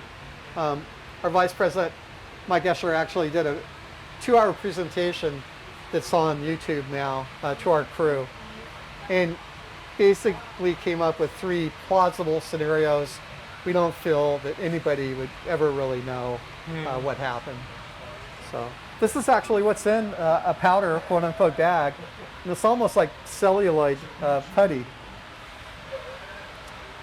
And they talk about the trim of getting the right weight for the powder bag. And this is talking about the overram scenario. It almost sounds like we could be at sea, right? Right. It's getting very loud in here. One of the photographers on Iowa during the explosion allows us to give this sideshow, but he says he wouldn't let us show it unless we showed all the photos, because some of them are quite graphic. These were down below, and we were just showing the pressure that the explosion caused. You can tell how that plate, that hatch was bent in, and we have a few other things from the explosion that are on display as well. And a lot of people, when they walk on board, I call it the Titanic mentality. Unfortunately, the first thing they think of is, oh, wasn't this the ship that, yes, it was. You know, so we like to talk about all the accomplishments and, you know, besides that sad day. Right, exactly, yeah. Kind of tell the complete story, because there's, you know, Right. as we've gone through here, there's so much history and just so many Sure. fascinating events. Right, right. This is a battleship ancestry, and we start out with the sailing days, the early sailing days. Of course, Lord Nelson at Trafalgar as well. It was a, you know, very exciting period of time. And then the first ironclads coming out, the Monitor, the Merrimack, or Virginia, as others would call her. And then we go into the pre-dreadnought era, the early 1890s, up to 1910. The Great White Fleet coming around the world. And this is that really interesting era. You sort of referenced this earlier, where you had countries like Great Britain and Germany that were just kind of like continuing to build up their fleets Sure. one after another, Yeah. and creating that naval arms race that you then Right, tried to avoid right. leading up to World War II. There's some fascinating books on that naval war that Yeah. took place, or warfare trying to one-up each other, and the amount of money that was spent was fierce. So, this is actually on loan. It's a Missouri, our sister ship, model of her, in her World War II configuration. So you can see the great number, 20 millimeters, 40 millimeters, the float planes back aft.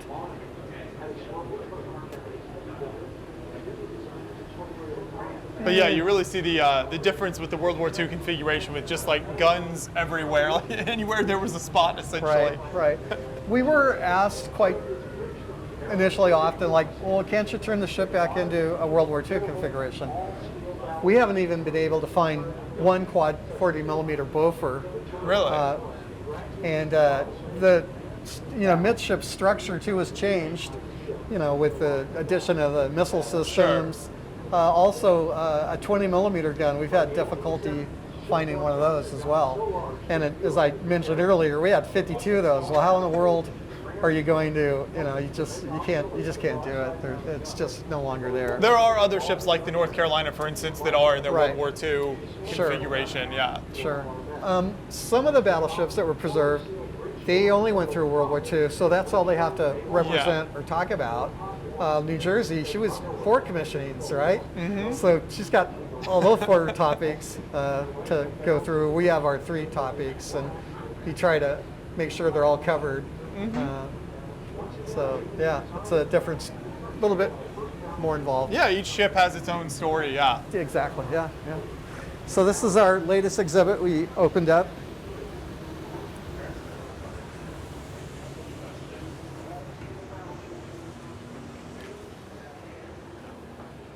More berthing down here. Right about here, we're getting close to being over the propellers.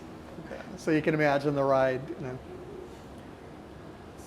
Are the propellers still operational if you wanted to move the ship? Is that an option? No, Okay. you'd have to be towed. Okay. Yeah, to have the propulsion plant operating, you'd have to be in dry docks awful long time. Sure.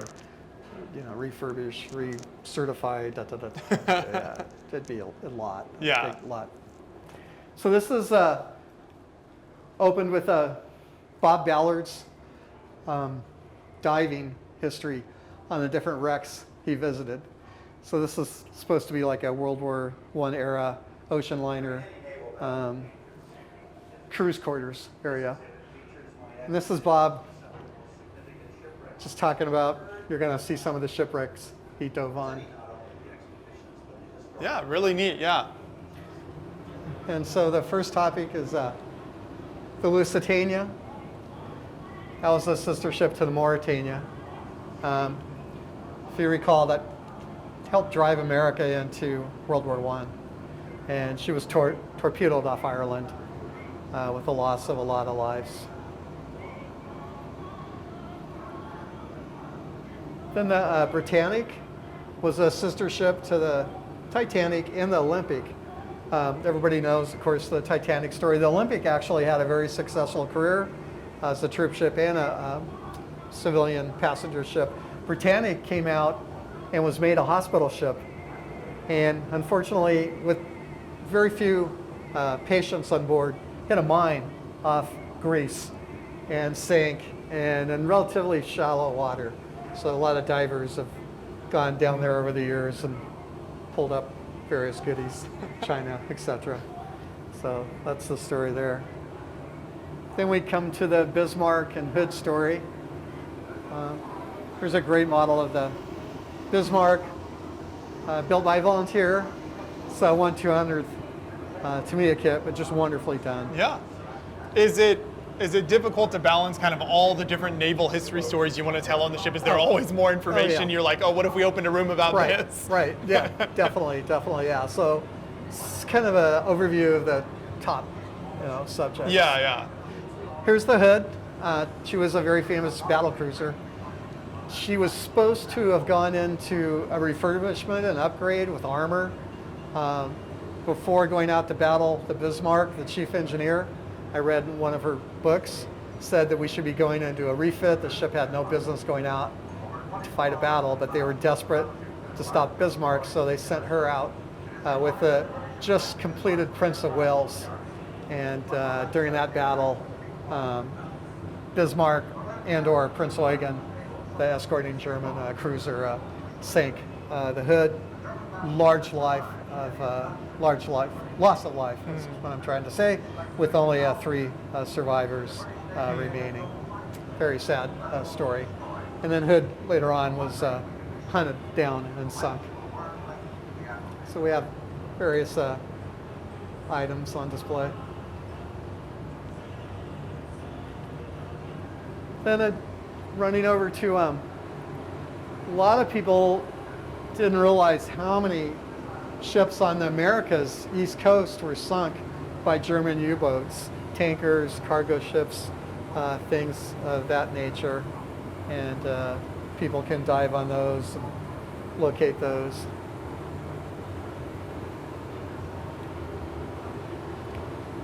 And this was the first major campaign claiming back in the South Pacific.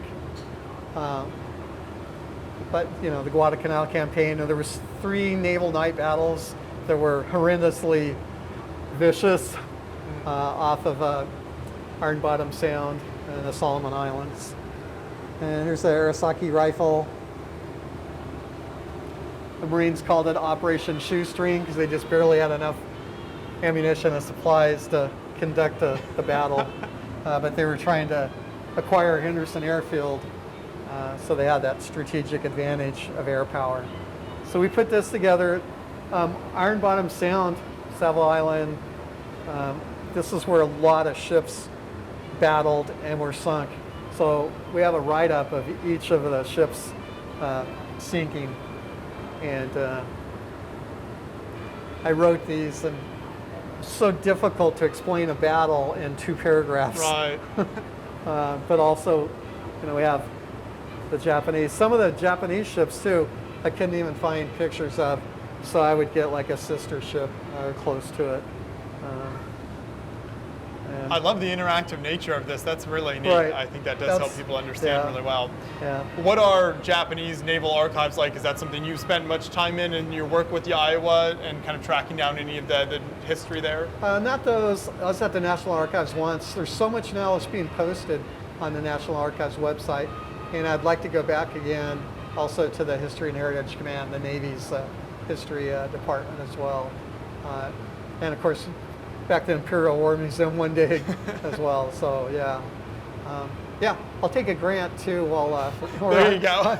on people on that list of requests so far. Right, you can put that on the list for me. So, and then of course, we grew up with President Kennedy and the PT-109 story and that wonderful movie that they came out with years ago.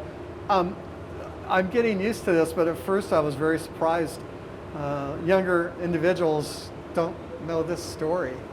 And I was like, wow, that's too bad. So I always encourage them to get a hold of that film. It's a true story.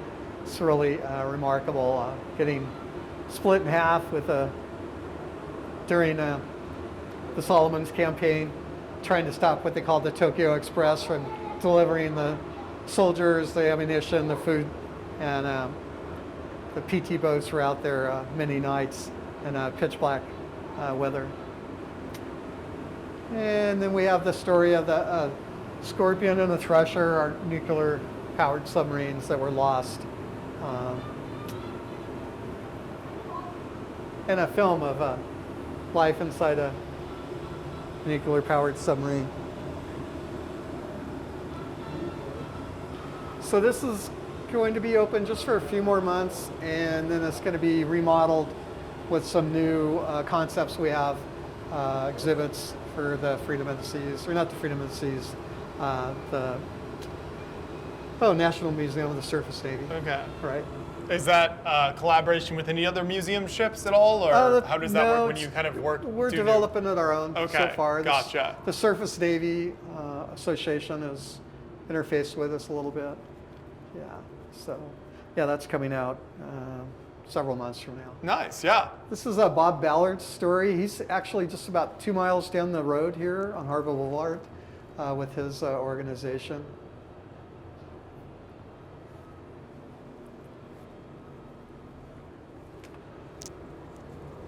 And we use this open room or compartment for different banquets and open house or whatever it might be. Here's some more great models. This is Iowa in World War II. Most of the naval ships painted their wooden decks because they felt that it exposed from the air. Their ship didn't blend in with the ocean. And again, you can see the massive number of anti-aircraft guns. And the Nimitz, of course, Yamato, Musashi, with their giant 18-inch guns. And these are to scale, so it's a great comparison. So again, some of the new exhibits might be pushed out in this area. They're still working on final plans and things like that. But this was all birthing. We opened it up for additional uses. So. And we used to have artwork posted here. Again, I think this is going to be used for different purposes. And so the artwork's been sent back. So.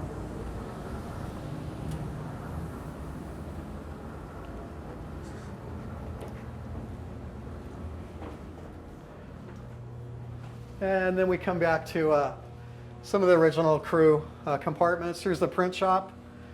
They would do newspapers, menus, send home familygrams. They would print all those here. And you can see some of the different ones from our collection.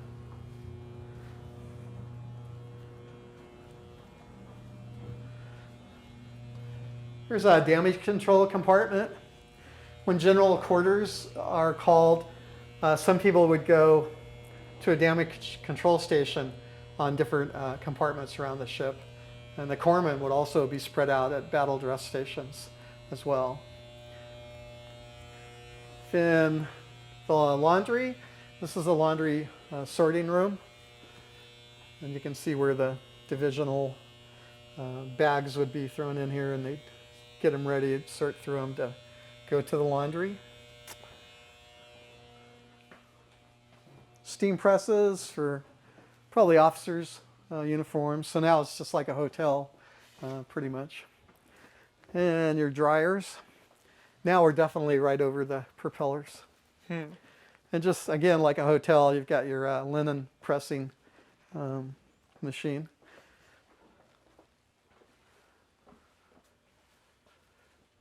And here's some industrial size washing machines. Dynawash. Perfect name. And we did a little research too, and it's interesting how they have these different compartments that you can wash the clothes through. And what era is this equipment from? Boy, that's a good question. Well, it says, is that 83 maybe? I think 80s. Yeah. Yep, 83. Okay. Yep. All right. Yeah. So some things were upgraded and replaced. Here's the captain and the XOs and the supply staff's laundry. So they had a little bit of a privilege or perk there. Here's the ship's brig back here, the gel, and the Marines, as well as the master-at-arms, would be staffing those. In the 40s and 50s, they had a cobbler shop. They didn't use that in the 80s. They weren't throwing away shoes like we do today. And then a tailor shop right here.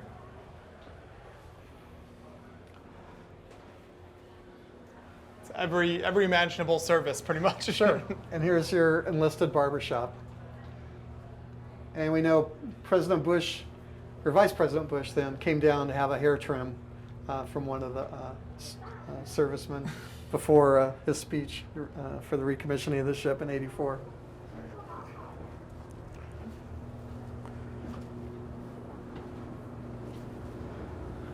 There's another armored hatch you see opened.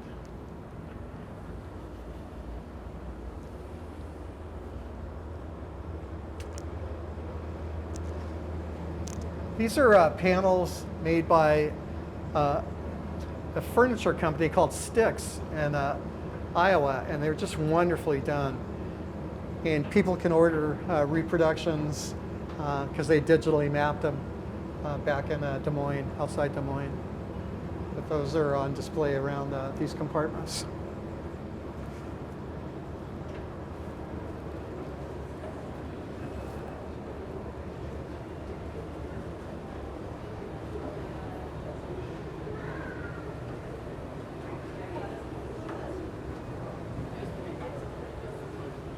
And here's more museum. And this is what I've mentioned a few times already. It's called the all or nothing armor system. You can see the bow is not protected at all. Here's your triple bottom. Here's the armor citadel I mentioned with the forward athardship plate, the 6-inch armored deck, the massive barbette armor, the turret armor, the armored conning tower, the armored tubes going through the superstructure. Within here you got your 4 boiler rooms, fire rooms, engine rooms, battery plot rooms, magazines.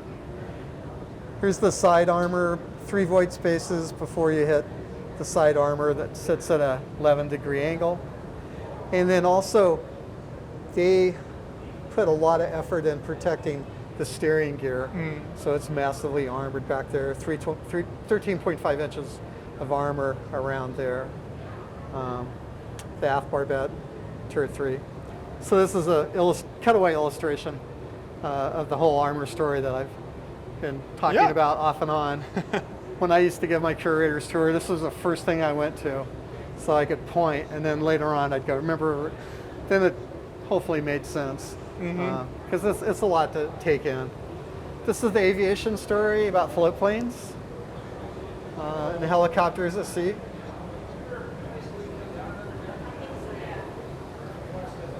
And this is interesting.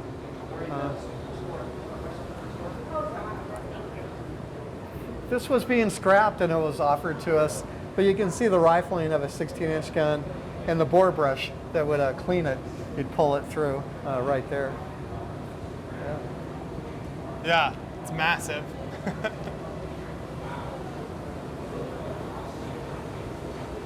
Here's our Freedom of the Seas is a new mission statement for us of what we're trying to make people aware of, our nation-going commerce, how important it is to protect that, our commitments to naval treaties and to other countries. And we're trying to promote the Navy the best we can, because we think it's very important. So here's the ship's original bell. It was on display at Des Moines State Capitol building. On the other side it says Iowa 1943. That used to be right underneath the 08 Battle Bridge, but in the 80s, first it was up forward and then it came into the officer's wardroom. And this is about 800 pounds, if I remember correctly. It's a cast, let's see, 900 pounds. I got close. I can't remember it all. But anyhow, they chromed it in the 80s. But you can see underneath the Battle Bridge in World War II where it used to be.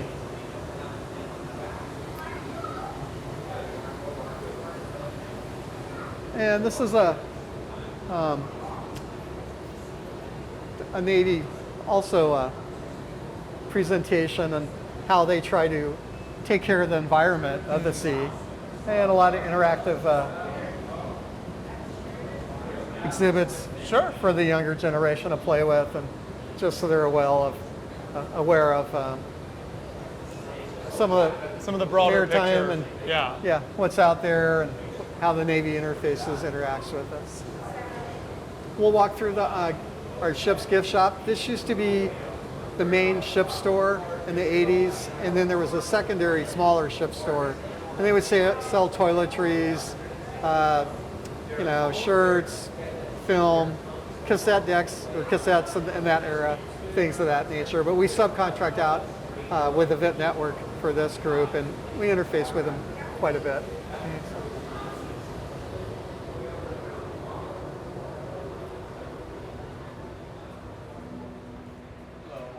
Hey, how are you? Pretty well, how about yourself? Oh, great.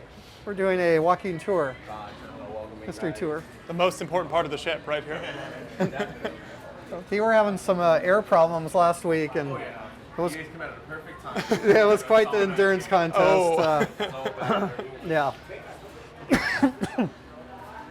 So of course we have our Vicky items for sale, and we were selling some of our used life rings. We do have some of the lockers that Oh, nice. we're no longer going to use, so we sell those too as well. So we kind of kept, all the infrastructure, but yet we're working around it to Sure, right. keep it very authentic. So the enlisted library is back aft. We also have on board a Veterans Resource Center. It's called VPAN. So they have offices back there as well as on the wharf. So we try to interface a lot with the community and do things to support their needs as well.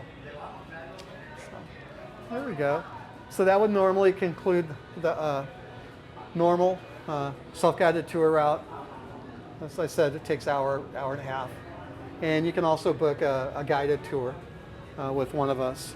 Okay, nice. And that information is all just available Yeah. on your website if people want to check that out? Exactly. Okay, Yeah. perfect. But I'll show you a couple other Awesome. goodies since we're walking by.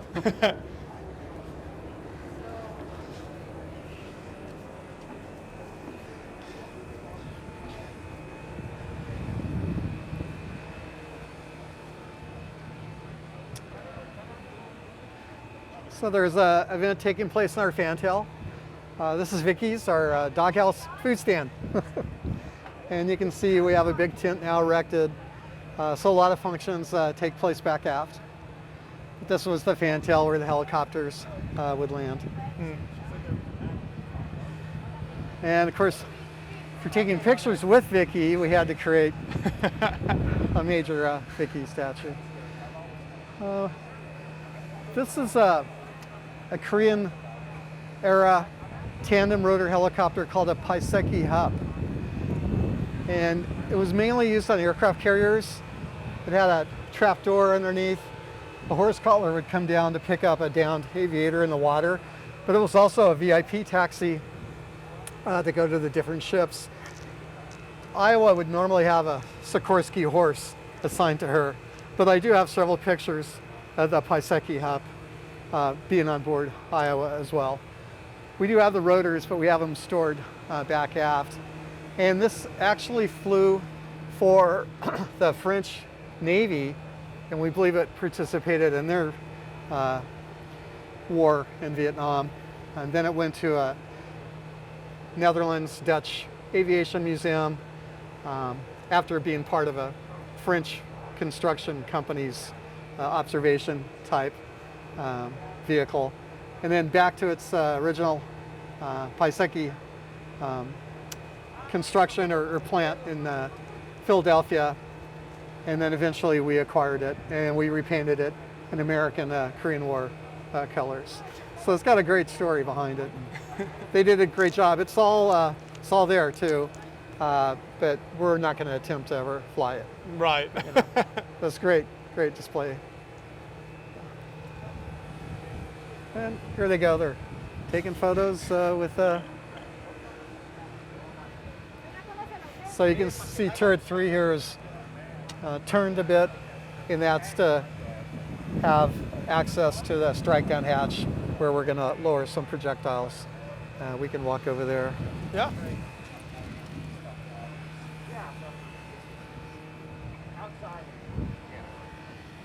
And here you can see the back of the missile deck, the Mark 37 and 38 rangefinders. Inside the gunhouse turrets, you also had these side viewing ports for the trainer and the pointer. And then even bigger ears, they call them optical rangefinders, for if you needed to use those if the ones up above were damaged. Here's your ventilators around the ship.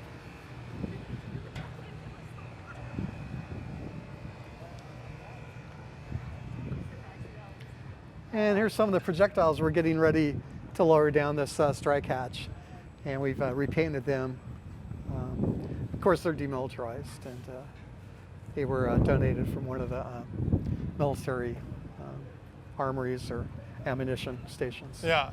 Yeah, so anyhow, the ship's heads are back aft. We split the main one in half for the different sexes. Iowa was never, along with her sister ships, to the best of my knowledge, was never retrofitted to have female berthing areas. So they weren't quite there for that era. Exactly. Yeah. So I love that we're ending here at one of the 16-inch turrets once again. So now people can go inside one of these. Is that right? Turret one. Yeah, okay. turret one.